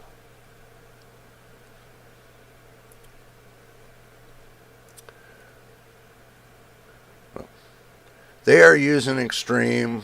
What is the difference? The name.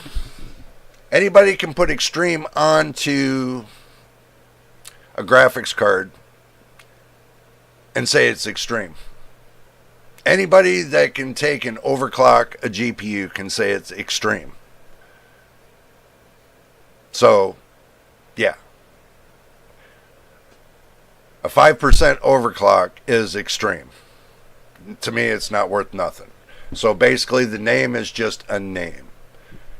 They just don't want to say OC model. They say the extreme model, the extreme overclock. That's how they say it.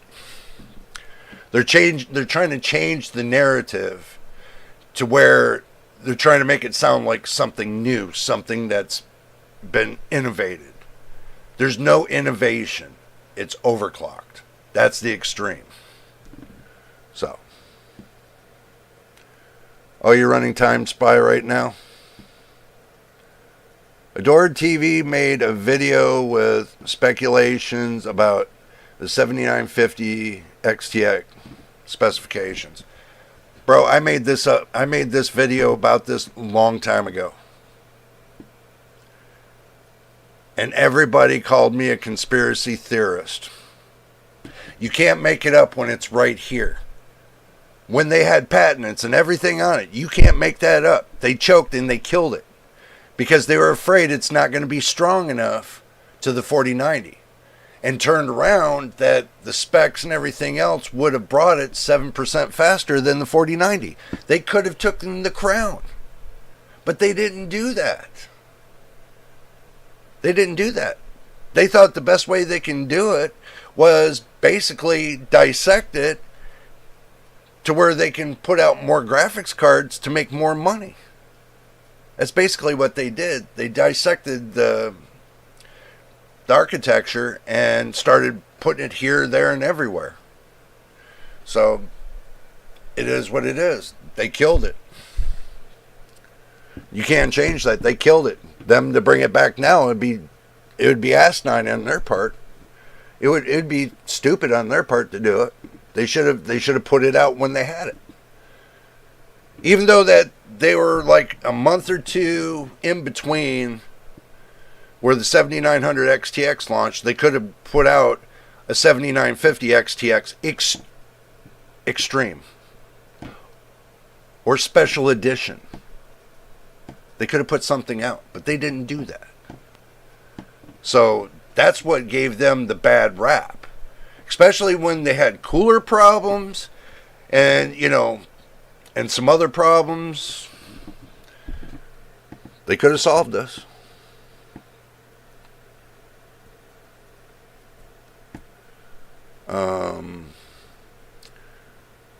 So why didn't AMD release that GPU? Well, because they choked, basically. Simple. Discord, you can show it if you want. Oh, this? Oh, yeah. I'll do it. I'll put it on Discord for y'all. So that way you can see it.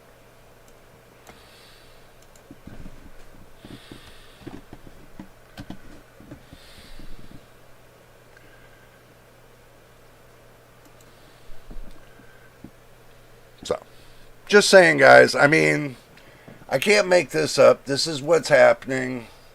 This right here, this testing result that they did is, I'm like I said, I'm taking it with a grain of salt. I'm not going to take it as reality. And the Physics X, we know they've already did that. And with the ROPS and everything else, they recognize the problem.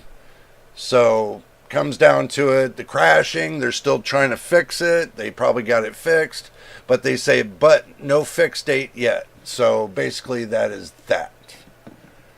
So let's come back to reality for a moment. Okay. Yes, it is another marketing disaster. I do say so. Show my benchmark. Okay. Well, let me go look at your benchmark, bro.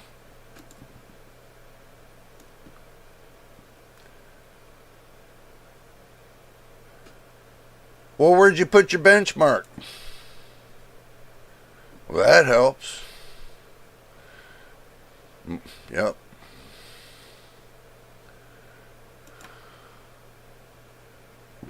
Okay. We'll gather your benchmark over there. Let's see. Let me make sure I make it big enough.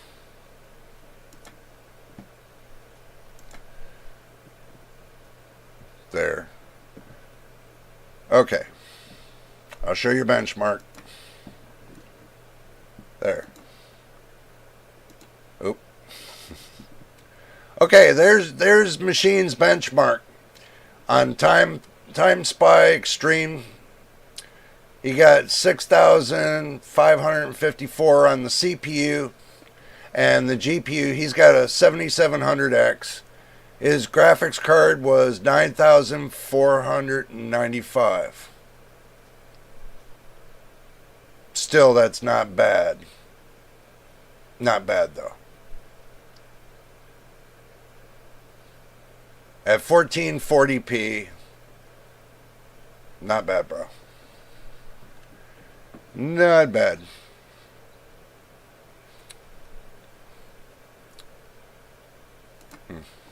Yeah, I mean, there you go, Machine.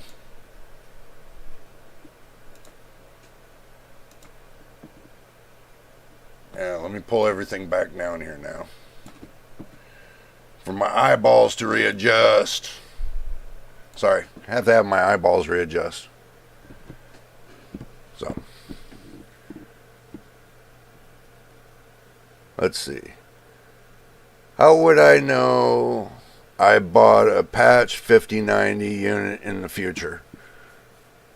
Well,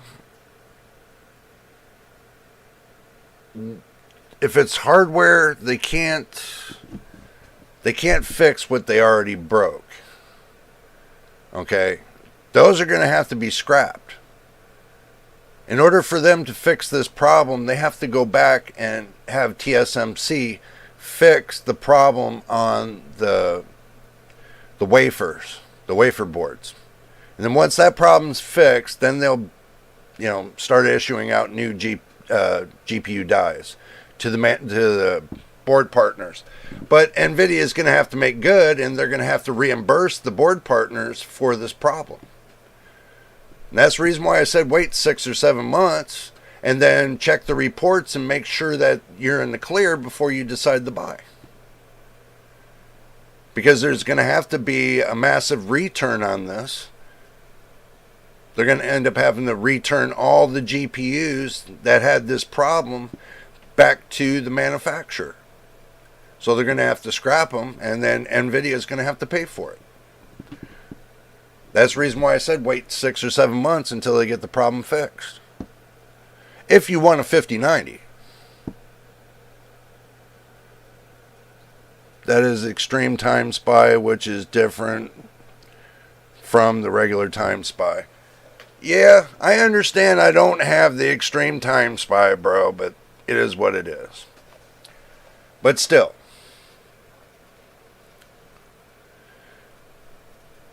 I don't believe that the 9070 XT has been fully properly tested to come up with this kind of answer. Not because the driver software of RDNA 4 is not even out yet. They don't even have it finished. So by using half-baked drivers, you're not getting the full potential of the graphics card. Using half-baked drivers. It's basically like this. It's basically like taking your GPU, okay, and running off of Microsoft basic drivers and expect to get 100% out of your GPU, which you won't.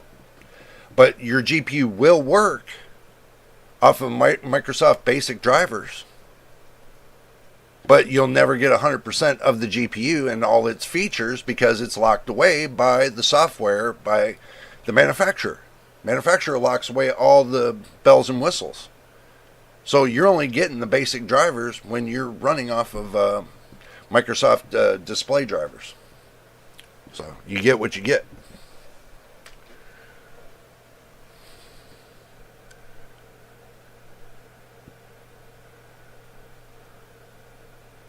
So 9070 XT could be 30% faster, or it could be 30% worse.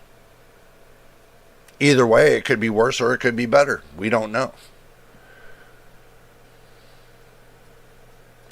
Oh, 50%? Bro, it could be 30, 50, 70, whatever. It could be that much good or it could be worse. It's 50-50. We don't know. Especially running off of Microsoft basic drivers, and basically you're only getting GTX 1080 speed, basically.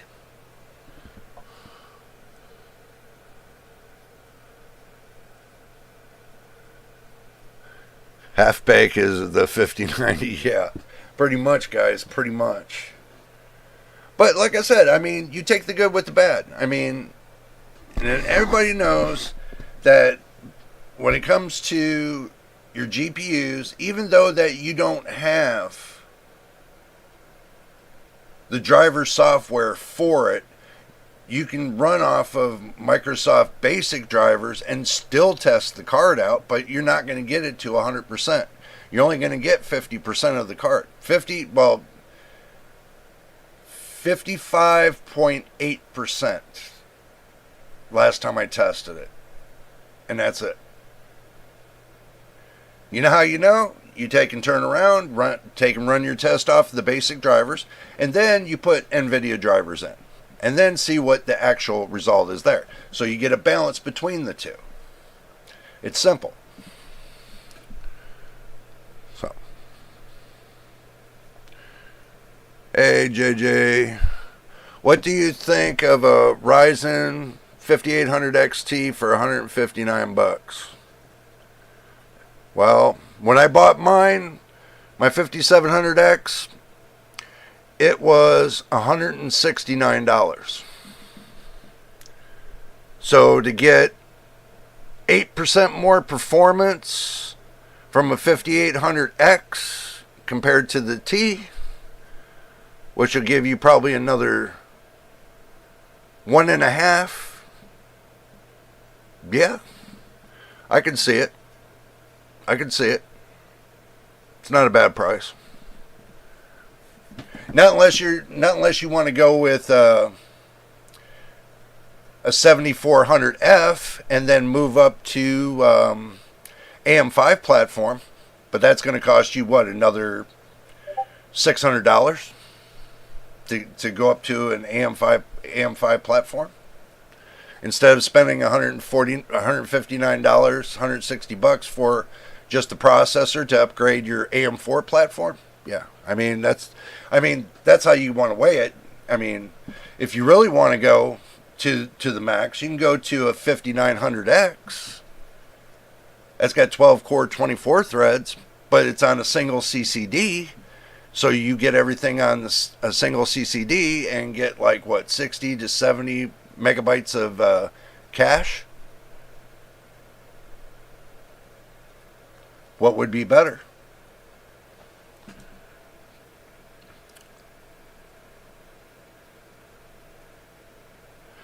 At the time I bought mine was about $170. So still, it's not that bad.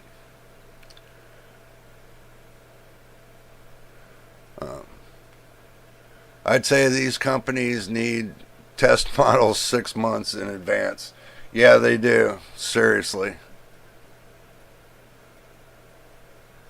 Yeah, Victor, I was talking about Amazon prices, yeah. So, looking at the price to performance between the 5700X and the 5800 XT, and around almost the same price and getting about 8 to 10% more performance off the 5800 XT, that tells you where you need to go. So, that'll give you a good idea of what you're looking at. So yeah, the 5800 XT is a really good deal for that price. So, save more money, you're wasting your time. Yeah, well, if you want to improve, let's say you got a 5600X and you want to improve your CPU by going up to a 5900X or a 5800 XT, which you probably, well, you could go to a 5800 XT. It would give you a lot of improvement with your graphics card. Would take some of the load off. Get the 12 core one. Yeah.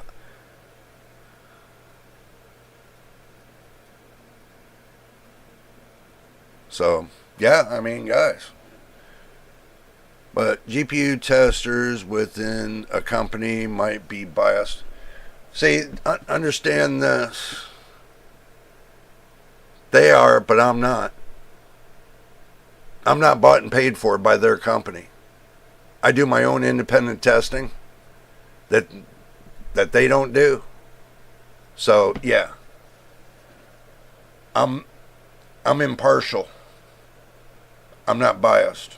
I'm impartial to the hardware. I don't float. It's like with Intel, AMD, Nvidia, all these companies. I'm impartial to it all. Simple. I go by the hardware. If the hardware is good, and I'm going to keep saying this, if the hardware is good, I'll tell you. If the hardware is bad, I'm going to tell you. So either way, I'm going to tell you. Simple. I'm not partial to any company. I'm not biased to one company. I might buy their product, but I didn't buy their name. I bought their hardware. That's what I bought. Their hardware. So, I'm impartial to their name. Oh, you're sticking to AM4 at the moment? Yeah, well, me too. I didn't see the real need to move up anytime soon. Since I already got a 40 series graphics card that runs well, why would I need to move up? If I want more CPU performance, then I'll go to the 5900X. That's not much more than buying an AM5 processor, but at least saves me around $600 instead of buying the whole platform, since I'm not going to need it, since I already got enough system RAM and everything else. There's no sense of me going any further. I'll just buy me a simple 5900X processor. Simple as that. What, $200-300? Saves me $400 and some dollars. Yeah. Oh, well, still saves me about $400 and some dollars, $400 or $500, instead of going up to the next platform. Because remember, you still got the 5950X. That's 16 core, 32 thread. That's the max. Until AMD comes out with something better. You never know. And so far they haven't given up on making processors for AM4, so they haven't declared the platform dead yet. So it's still alive.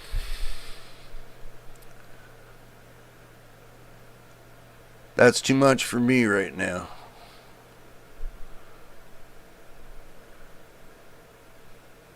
Yeah, you can go to the 5900 XT or a 5950X. See, now the XT models I'm not really going to be a fan of. Now, if it's the 5900X or the 5950X, yeah, I'll be a fan of it. So, PewDiePie built a PC, and his processor is a Ryzen 9 7900X, 12 core, 24 thread processor. Yep. But you can get a 5900X. I think, no, if I figure right, if you guys can quote me, the 5800 XT was supposed to be a 12 core, 24 thread processor, was it not? You guys can quote me on that. I think it was. I'm not sure. I didn't have a look at it yet.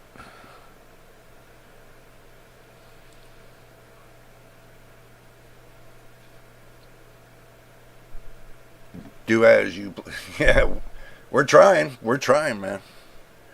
Dr. Blitz says, imagine being nervous every time you're using your 5090 PC. Yeah, I know. Things you gotta look forward to: blowing capacitors, burning ICs, house burning down. Yeah, the power plug turning into like your electric range. You can take and heat up a cup of coffee. You know, you actually can take the cord and wrap it around the coffee cup a couple times, and then play your games, and then heat up your coffee at the same time, and you don't have to leave your seat for it. Come on. That's a cheap way of heating up your coffee, man, and you don't have to leave your seat. It's a funny, guys. It's a funny.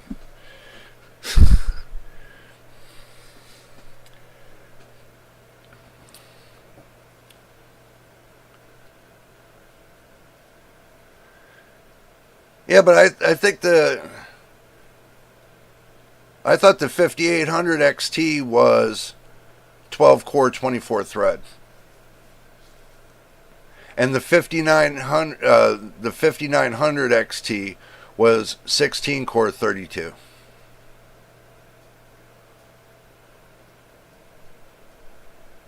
That's what I thought AMD said.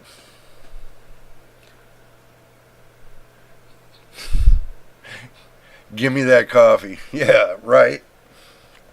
I mean, if your cord gets that hot, you want to cool it off. I mean, put a cold cup of coffee there and let it warm it up, and you'll have a good balance. What are you going to do? You can't go on the market because you can't trust the market to buy a third-party cord.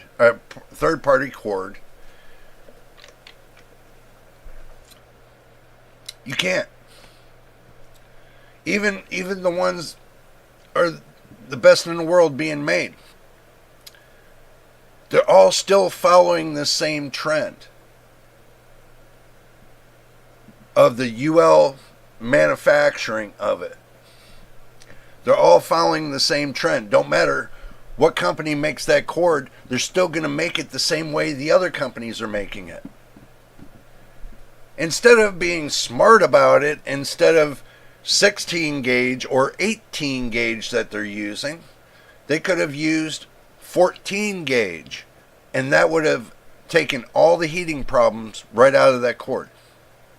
14 gauge would have took it, 23 amps on a 14 gauge. I think it handles up to 30 amps on 14 gauge. If I remember right, it takes about 30 amps. So, they could have eliminated all their problem right there. And then found out that their GPUs burn up. That's the reason why they wanted the cord to burn up. It's like a fuse. You guys don't realize that cord became a fuse for Nvidia. So you don't burn up your GPU. You might burn up the plug, but you're not going to burn up the GPU. Because the cord became a fuse. That's what it became. It's like a fuse you plug into your car. When it pulls too much amperage, what happens? Pop. Think about it. That's all that cord became, was one big fuse. That's the reason why I will never buy a 5090, a 4090, any of the 90 series or the 80 series. I will not buy. I'd rather stick with my simple, relaxed, just let me game kind of 70 series, and I'm happy with it. 70 series I am happy with. I've had no problems other than the 2 times because of the drivers. That's not the card's fault. That's because the drivers, that's the company's fault. That's Nvidia's fault. That's not the card, the hardware. The hardware is fine. It's the software that's the problem. So, hello, Gur. Good to see you. Good to see you. Victor says, excuse me, guys. Victor says they could at least put a ceramic plug on the card. Yeah, I do agree. They could have, because they would have dissipated the heat faster. They could have put the ceramic on the plug itself and the GPU. They could have put it on both. But they didn't. They could have even made it Teflon, guys. They could have made a Teflon connector and used Teflon wire. They do make Teflon for wire, and I've seen it used on from many people that are hobbyists with communication radios. They use Teflon wire and Teflon connectors. So I don't see why that, with that extra 10 cents that they could have spent, would have saved hundreds of thousands of dollars of embarrassment. So, yeah.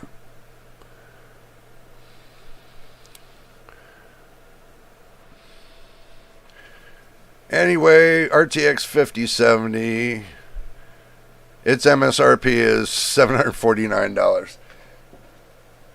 MTBK, I said $800. I said $800. I know that's a deep steep, but look at, they went from 750. Let's get the calculator out here really quick. Let's get the calculator out. Okay, let's pull you guys up into the calculator part. Okay, so they took the 4070 Ti and $750, right? So minus that, from now the prices are around $1,200.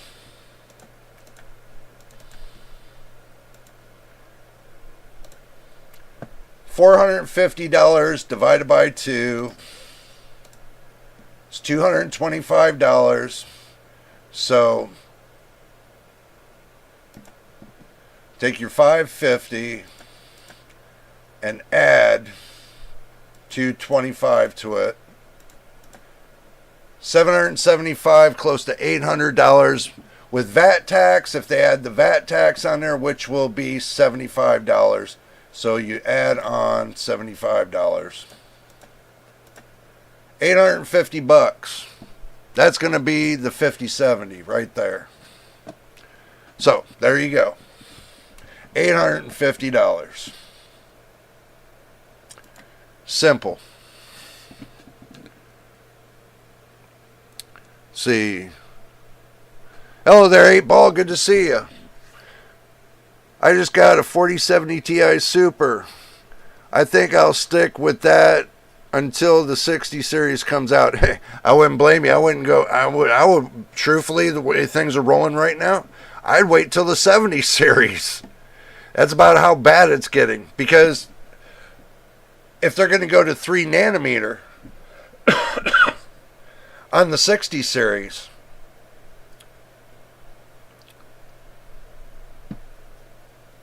I don't see how they're going to accomplish the 3 nanometer. They're already having problems with 3 nanometer on Intel with the new CPUs they're trying to build.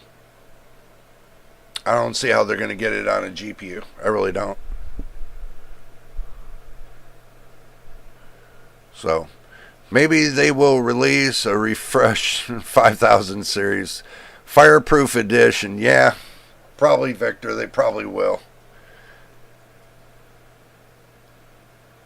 So Blackwell's lacking quality, and some call it Blackwell luster. Yeah, that's pretty much what it is. Blackwell luster. Believe it or not, I'm not going to knock it too much, but I can tell you from what I'm looking at, in my opinion, the benchmarks and everything else, from many people, my opinion is that the 50 series, they're done. Availability sucks. Reliability sucks. Stability sucks. Price to performance sucks. You guys want me to keep going? Nvidia has to own this. Nvidia has to own this. This is their brainchild. They have to own this. They do. They have to own this. So basically everybody's going to run to AMD again. They just shot themselves in the foot. Nvidia had the chance to blow everybody's minds with this price and kept their board partners under control with the price and made a killing. And they should have made a ton of these GPUs. No. Now you guys know why there was a shortage. This is why. Now we're seeing the truth. If you get a 5070 with AI capabilities, it's going to beat a 4090. Who said that? Unbelievable.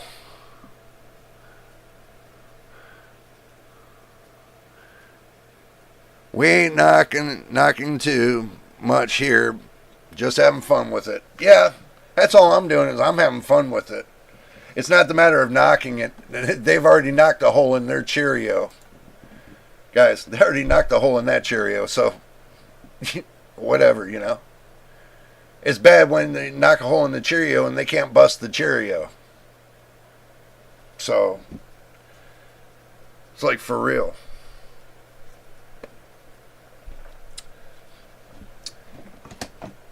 '50 series users, make sure you got one of these. Make sure you got one of these. So that way every time you play your game, you can point it wherever you want on the GPU to make sure while you play your game, you're not burning the house down.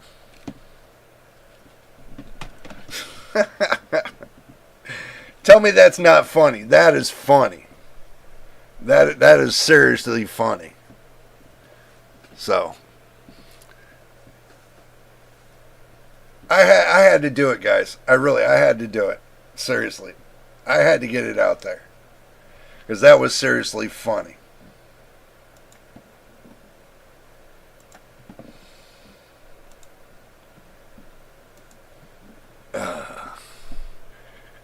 I mean, well, you got to think about it. You know, it's the truth of the matter, man. I mean, hell, you got to keep a thermometer on you just to make sure your house doesn't burn down while you're playing your video game. I mean, that's ridiculous.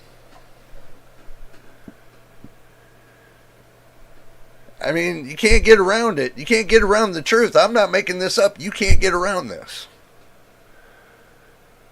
When the 5070 comes out, big testing sites will be testing the 5070 is equal to the 4090.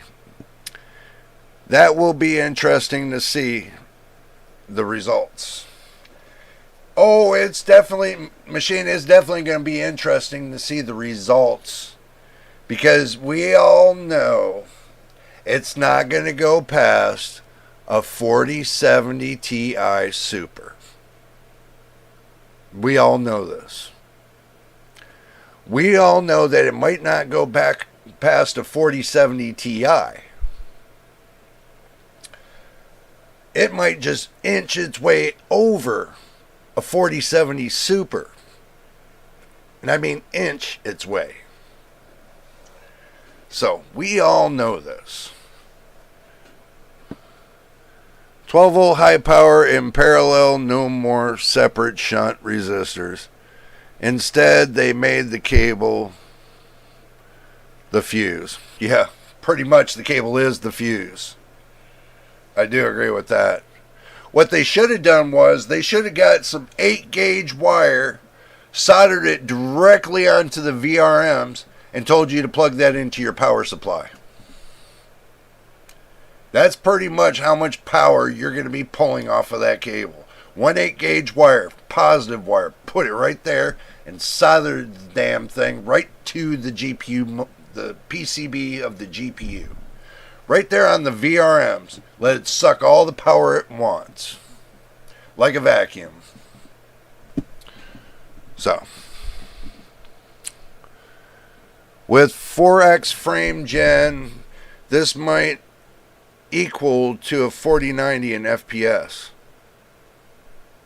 Yeah, but at what resolution? 1080p? 1440p? 4K? 8K? 16K? They can K these nuts. That's what they can K. So, yeah. Sure, and if they debug it, it's not all lost. Yeah, it's lost. It's lost when it first started to come out on the market. It lost. Still, this GPU generation start was bad. I do agree, MTBK, I do agree. But as far as what Jensen's claiming right now, I'm not knocking him. I think the leather jacket would cost him too much. I don't know what y'all think. I think that leather jacket cost him too much. It's either that or what they did was they cut the ends off where the arms connected. They cut the ends off, and that was part of a straight jacket. It was a glittered out straight jacket. Because I think that's what it was. It was a straight jacket. Coming out with all these hellacious claims. You can't treat a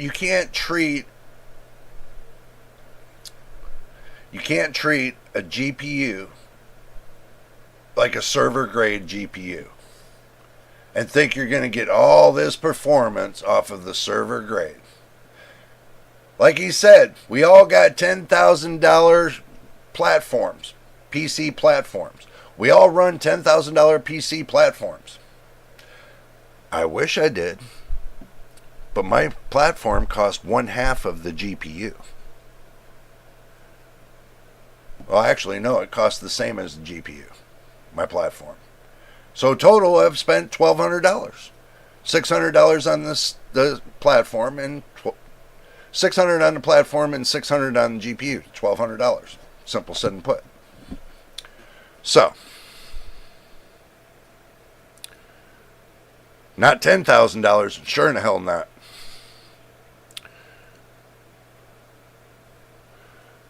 $16K nuts. Yeah. Better than real life. Gotcha. I do agree, Dr. Blitz.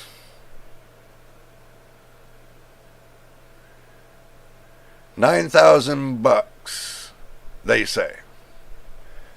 MTBK, I'll tell you what, man. Anything they do for $9,000 and it's on a PC, I'll take that $9,000 and go buy me a car. And by the time I get done buying that car, I'll still have enough to build a PC. That's $1,500. So I get two prices for one. If that's the case. I can buy secondhand jackets for $1. Jensen is not that.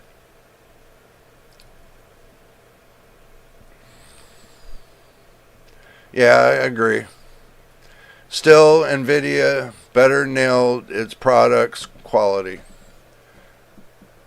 You mean they didn't nail their product quality because there's something they forgot. The ROPS.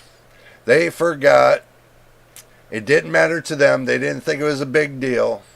Not at $2,000.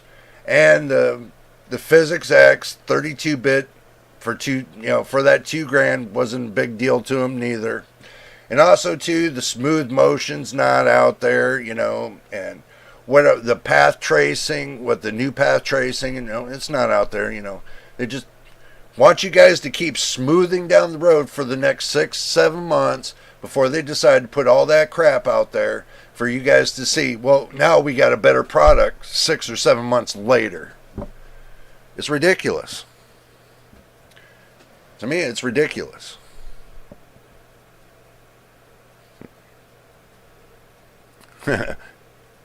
I can almost buy a Kawasaki ZX4RR. Yeah, you can get it. You can get a decent deal, but I'm sure not going to spend. And believe it or not, if you go on eBay, and the GPUs are so overpriced, it's sick. Even the used prices are sick. The ones that are even broken are overpriced. The ones that got listed for parts are overpriced. What in the hell? There's a reason why I'm not buying a GPU right now. Not until these prices come under control, because there's nothing but, how can I say this? Scamming. Everybody's being scammed right now. Hello, Tadas. Good to see you. Good to see you. Welcome back once again. But yeah, guys, be aware that you don't want to be scammed. Wait until things start calming down.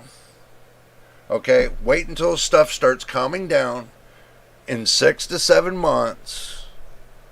From the launch date of the 5060, I'll say around September or October of this year. I know it sucks to wait that long, but if you find something better that comes out in a better and lower price and you're satisfied with it, then go with it. But if you're not satisfied and you don't like the prices, then keep your eye out on the prices and wait for them to start coming down. Because you don't want to buy something that's supposed to be $750 and then turn around, you pay $1,200 for it, and then 6 or 7 months later, it's back to $750. And then you're kicking yourself in the teeth for that extra money that you didn't need to spend, that you could have spent on getting better system RAM, or you could have gotten more hard drive space, or you could have got a better motherboard or a better CPU and all that. That becomes a problem. Don't shortchange yourself. That's what I'm trying to tell you. Don't shortchange yourself. Me, I'm patient enough to wait for it. I'm patient enough to wait for it because what I got is good enough. And unless I need it, I don't need it. Unless I need a part, I don't need a part. Because unless something breaks, then if it breaks, I need a part. But if it doesn't break, I don't need a part. Simple as that. I can wait another 2 years if I had to get me a new platform. I could wait another 2, maybe I could probably get another 3.5 years before I need another platform. It is what it is. Good to see you. Another good video to listen. Well, I thank you. I appreciate it, Tadas. Do appreciate it. 100%. But guys, I'm going to say it like this. I don't want you to take and blow your money on something that it's not worth it, especially with $3,000 to $4,000 to $5,000. There's no PC that's on this earth that's worth that much. I'm a conservative when it comes to PC parts, and if I find a good deal, then that's what I go with. But unless it's really good deal and it's not a ripoff, you take the good with the bad. If you want to get ripped off, then more power to you. Because if you don't care about money, then it's not going to matter to you where you get it from. But if you care about money, a lot of people do. Wait your time. Be patient. Wait your time. And then when the sales come out all out and the prices drop dramatically, then you're going to say to yourself, okay, well, I did the right thing. I waited. I'm patient. No problem. My PC's just good enough. I can still play my games. And understand this. Your PC will not become good enough anymore if it can't play your games. And if it can't play your games, then that's the time to upgrade. But until then, just play your games. Who cares what this person over here is getting and who cares what that person's getting? Doesn't matter. You play your games and it plays well. What does it matter what that next person gets? It doesn't.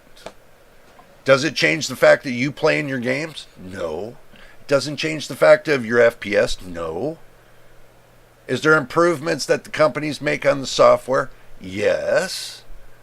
Does it better the GPU that you got on hand right now? Yes. The better software upgrades from these companies that are free, you're not paying for it. Get my point? You already bought the hardware, and that comes with the free software. Up to a certain point, because it costs these companies hundreds of thousands of dollars to do every software upgrade for your PC part. So, and that's the reason why I give them a little bit of slack, is because when you buy your hardware, all the freebies on the software starts lowering the price of your hardware, making it lower and lower and lower. So basically, if you spend $600 on a GPU and over a period of 10 years, you got nothing but free software updates, that right there in the value makes your GPU worth about almost $16,000. And you only paid what for it? Because of the software? It's not rocket science, guys. You have to look at the good and the bad. So I do.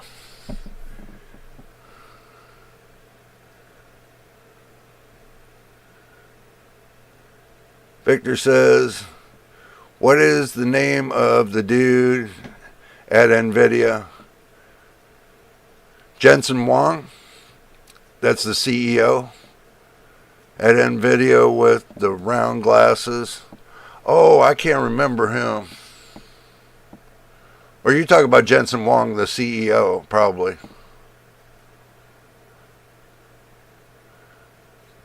Oh, the beard? At the Vital Sassoon hairstyle. I don't know, Victor. I'll have to look that up. I'm not sure. Yep, we collectively decide to let some times pass and see what happens. Pretty much. Frame generation makes nothing matter. But you don't have to use frame generation. You can use native. And still use the transformer model, if I remember right, probably. There's many things you can do on your GPU. You just don't have to use frame gen. You can run your GPU without frame gen and still have it run good. I ran mine on ultra settings, no frame generation, with the transformer model on, I think, and got 143 FPS with everything looking perfect on performance. Set on a performance level. No ray tracing, nothing else. And it ran really good at 143 FPS. And it looked really good. It didn't look like dog crap. So, there are many ways you can do your settings, display settings for your games. It's just how you want to set it up to make it look. That's all. There's nothing much more you can do with it. So.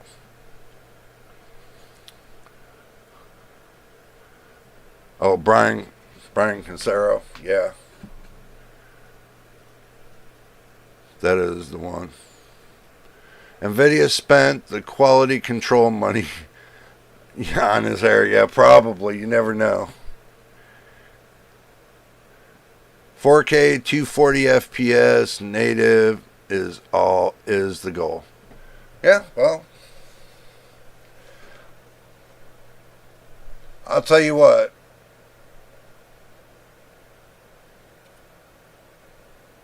Native 1080p, I'm happy with. I'm not the kind of person that's going to complain about how well it looks, because I know how well it looks on my screens. To me, it looks great. And it looks 100 times better than a console gameplay. It looks 100 times better than the PlayStation 5. So I'm not complaining, and I'm not knocking it. My PC is perfect. So I'm not knocking it.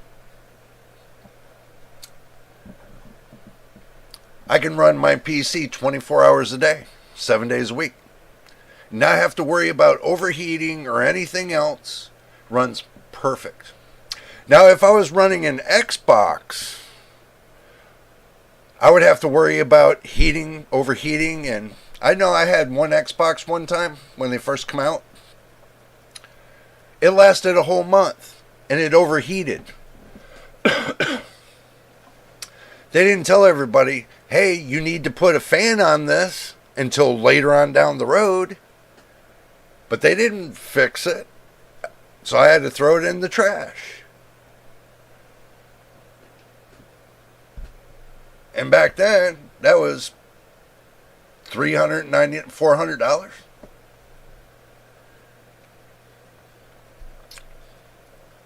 With the PC, you got more control over your parts. So. All right, Victor. We'll see you in a little bit. So, with the desktop PC, you got control over your parts. Your motherboard. Sorry, guys. It's just been coughing today. You got control over your motherboard, your CPU, your system RAM, your PSU, your M.2 SSD, or whatever hard drive you have. You know, your CPU cooler, everything. Every piece in your PC you have control over. So if one part goes bad, you pull it out, replace it. Simple. With a console game, you have to send it back to either the factory or send it back to an authorized dealer to fix it.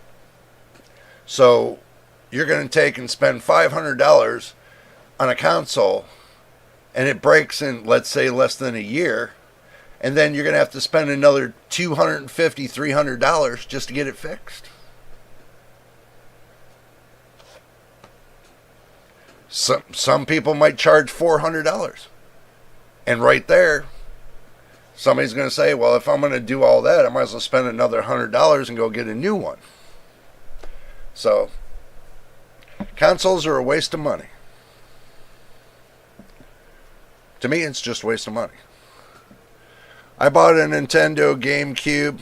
I had one of those before, a long time ago. I had original Nintendo. Oh. Never had a problem with that. Until, when you slide the games in, it started to screw up. So. But it fit in my backpack. That's cool. Was silent and cool. Yeah, you don't want a noisy PC. You don't want a noisy game console. My PC's so noisy I can't even talk on this microphone. And all the fans on my PC, my GPU fans are running at 80% continuously. On my CPU, on the case, and for my CPU, they're all running at 100%. And my PC is about, right here. This is where my PC's at, right here. Right here. And this is where my microphone's at, right here. See how sensitive my microphone is? See how sensitive it is? And my fans are going 100%. And I don't hear jack. I don't know how everybody else gets these weird fans, and it sounds like they stuck an airplane into their case. I don't get how people do that. Maybe you guys can explain that to me. I can't explain this. PS3 were horrible for noise. At least so, I'm just saying, I don't get how the noise coming from, I'm just trying to gather how they can have such a noisy PC. I don't get it. Maybe it's just me. Maybe it's the way I build. Maybe it could be. But I've yet to have a PC that sounds like a freight train. Everybody complains about their PC sounding like a freight train, especially at a certain degree of temperature. And mine's running full bore, except for the GPU that's running 80%. I don't get it.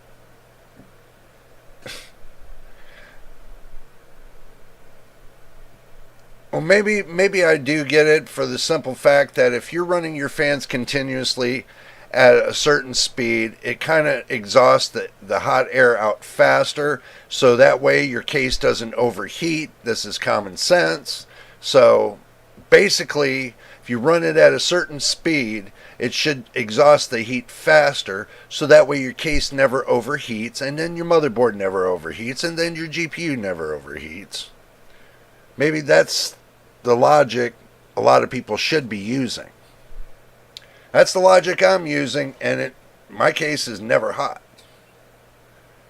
I mean, I could talk on this live stream 24 hours, and my PC will not get over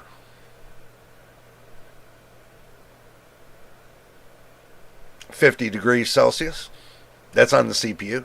The GPU will never get over 40 degrees Celsius with me live streaming and running OBS. So, to have it sound like a freight train, then obviously the fans that you chose was the bad choice.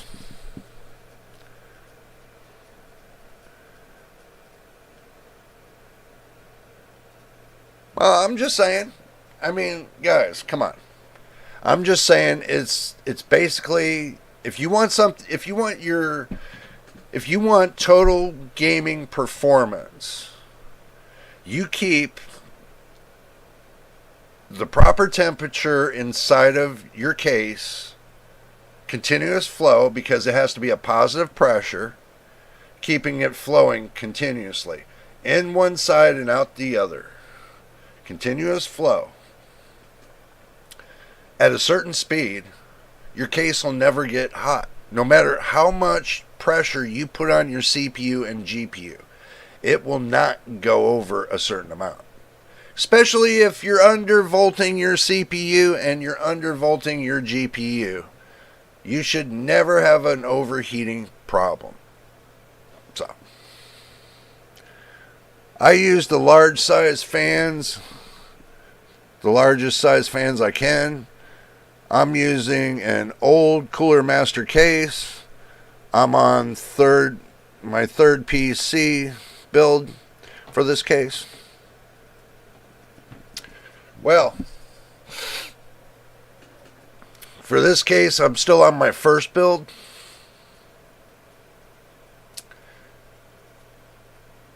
I bought everything separately. The fans for the case, I bought it separately from the case. Because my fan control, I control the RGB and everything else from here. The fans, everything else I control from here. Not the motherboard. What overheats your motherboard, the VRMs of your motherboard, is running all your fans and everything else on the motherboard. This right here is directly connected to the hub, which is directly connected to the PSU. And the only thing that's connected to my motherboard is the AIO pump. That's it. Just the AIO pump. Nothing else.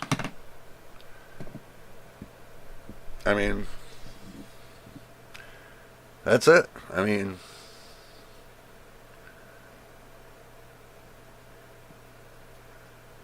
it is what it is.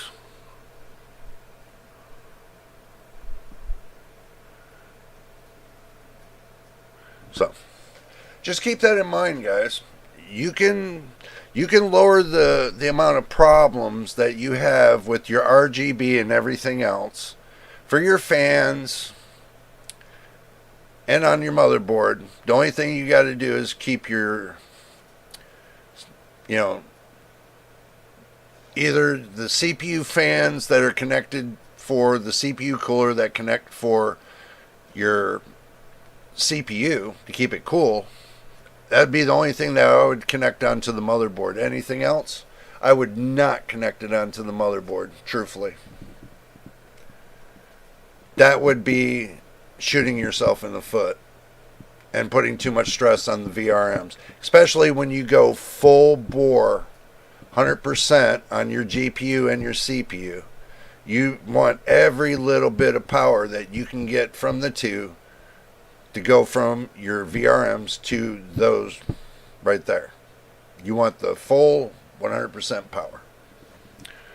So, I feel like the new case caused heating issues. They focus too much on appearance.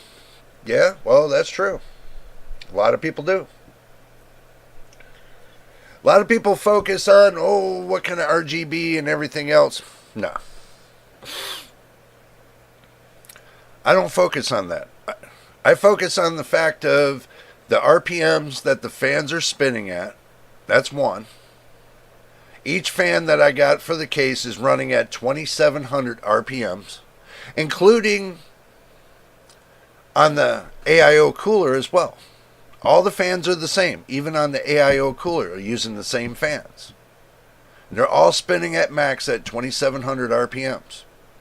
Now, with my GPU, I'm running it at 80%, which is like 21 or 2,200 RPMs or something like that. My CPU pump for the AIO cooler is running at 3,000 RPMs. So I'm dispersing heat fast, so it's keeping everything cool. Simple. So if I go to 9, 10, 200 millimeter fans, I should be good. Yes and no. I run 120 millimeter fans because you have to allow for the air pressure that's in between the cage and the blades. There's a kickback of air that you lose. It's like 10 or 15%. That's not blowing through wherever you're siphoning the air from or blowing out. So you're losing 15%. Going to a bigger fan, you're losing more air pressure by the width of the cage. You guys can tell me I'm wrong about that, but I have a 200 millimeter fan, and that kicks out way too much air back in through that cage. So, okay.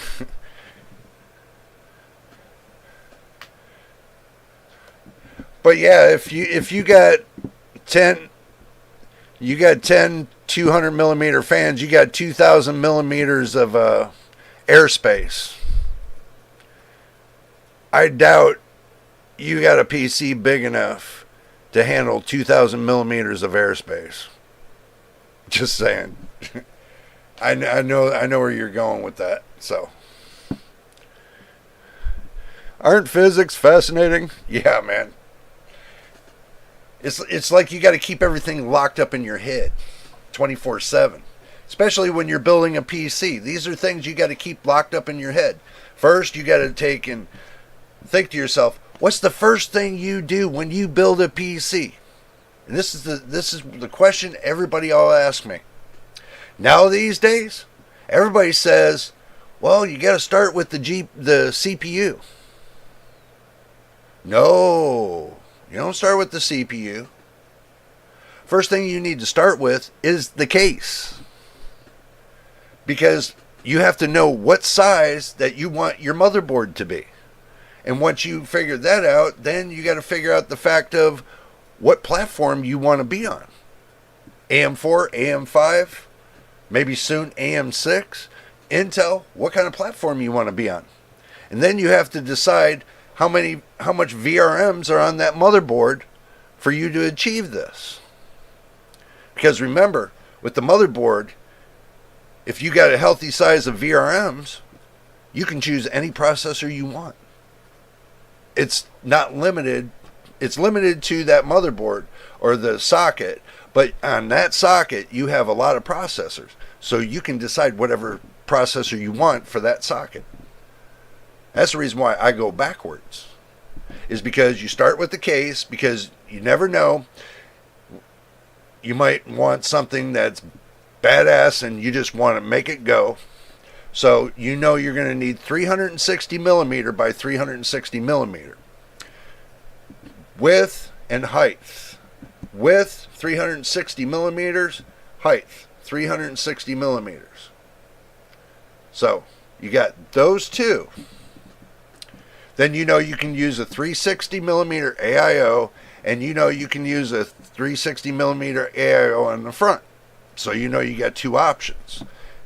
And you know it's going to have to be an ATX case, because if it's an MATX, then you might not have that option. You might get a 280 millimeter in length and 360 millimeter.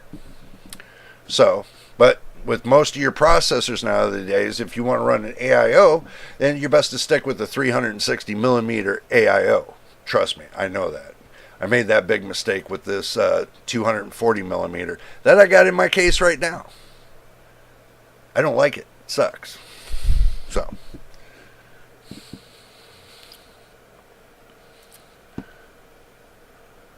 Base case modders around here.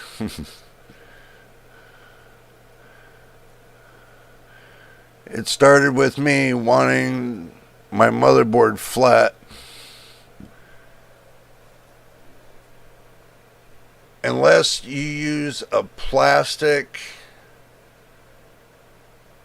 backing in a case with some kind of plastic washer separation. Can't really get too much in between the back of the mounting section and the motherboard, because it's got all open circuits. Unless you get a motherboard that has a back plate on it, a complete back plate for the motherboard, then you can basically get away with having a case without a back plate and just mounts on the sides. Crazy as that sounds. Yeah.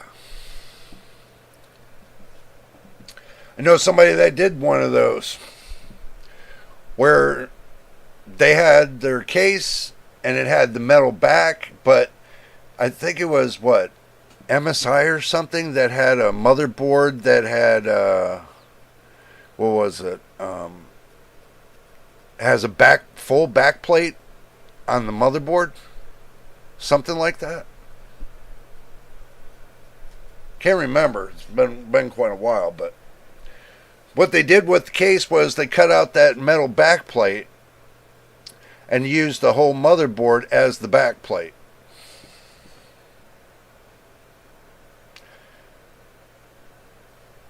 Who knows why? I never asked that question. I would imagine it could be for heat dissipation. So that would have been cool. Or have an all plexiglass case, no metal whatsoever in it. That'd be cool. Thank you, Jay, for letting me tell you. It was good talk with you about my computer. But in my case, thank God you helped with my depression. Thank you. Bro, it's all good, man. And that's the reason why I'm here. I try to help as much as I can when I can. So. Yep, that's why I would do that. Well, yeah, you have to look at your options. I've seen some builds to where they're open air, which is a big mistake. But they mount them onto their wall. And with hot air rising, that's a big mistake. So if you do an all plexi build and you got decent fans on both sides pulling air in and pushing it out, and hanging on your wall with a little bit of RGB and a little bit of bling, yeah, I'd say that'd be bad to the bone. Especially lighting up, your whole gaming center that you got right there, and take some snapshots and say, hey, this is what I got, kind of thing that you all ain't got, yeah. It'd be bad to the bone, man. I know it sounds like I'm rambling on, guys, but I'm not. I'm just telling you what's in my brain, telling you how I feel. If I had the money and I had all the pieces put together, that's what I would actually do. I would actually make a gaming area that nobody else has. And I would go through thousands of pictures and see what everybody has and make sure I do something nobody's done to make it even better. So, that's just my opinion. So, okay, well, look, you want to send a photo and you want me to put it up on the live stream, bro, and show everybody what's going on, I'll do that. I ain't got no problem with that.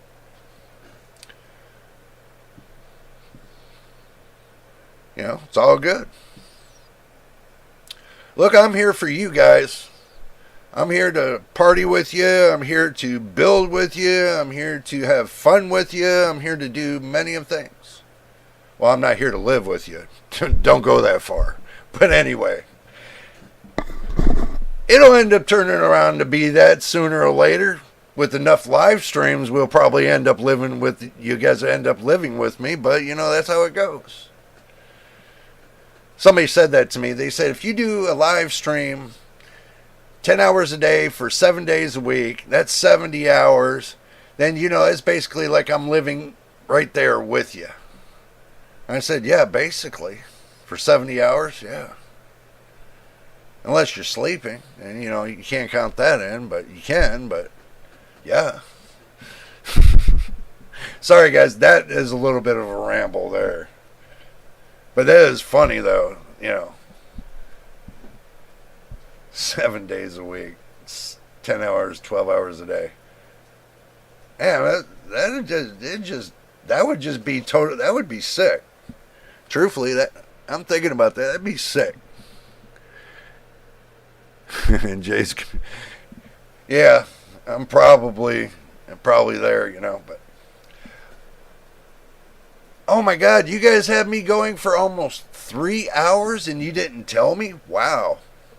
I didn't even know I was rolling for 3 hours. Wow. Wow. But it's all good, though. It's all good. Okay, a little bit of a follow-up with you guys in this.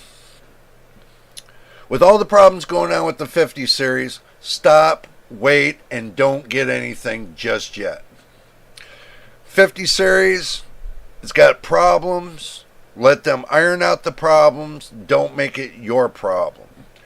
Wait until they iron it out. Nvidia does. And then after they get it all ironed out, then send them a little love note, pissing and complaining at them, tell them they should have done better, and be done with it. Then after that, you can go to Micro Center or Amazon, Newegg, or wherever you want to go and get one at a decent low price, hopefully, so you can start gaming on it without having no issues 6 or 7 months later. But anyway, or AMD could break the barrier and turn around, and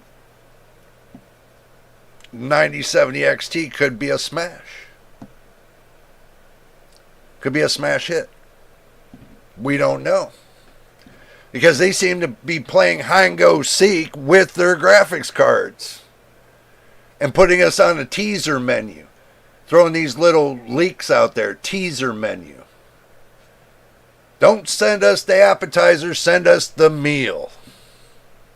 You don't want to send us the meal, then we'll go to somewhere else. And if Intel comes out with something, everybody will run to Intel. Pretty much. So, keep that in mind. Keep going. Listen to you. I wish I can keep going, bro, but my throat only can handle so much. After 2 to 3 hours, I'm like, my throat is spent. I know that's something to say, but I'm not blah, blah, blah, blah, blah, blah, blah, 24/7. Unless you go on Discord and, And if you guys haven't signed up for my Discord yet, and if you want to become a patron to our Discord, doesn't cost anything. Does not cost anything. Just to let you know, if you guys want to become a patron to the Discord, we'll get you in there. So, I'll leave you. I'm going to create you guys a link right now. And I'll put it into the chat. So this way, you guys can get linked to Discord. I do this only on the live streams. But if you leave me a message, on a video, I'll see it. And if you want to become a Discord member, all you got to do is say, hey, I want to become a Discord member. And I'll leave you a link, and we'll go from there. And we'll get you into the Discord. We do all our rapping over there mostly. we do the live stream here. Maybe, I know we do it every Saturday at noon, unless something changes. But we can go from there. So, and thank you for becoming a Discord member. I heard the blue bloop in the background. Let me see who made it to the Discord channel. Let's see.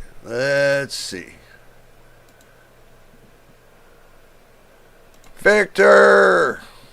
I'm waving. Okay, guys.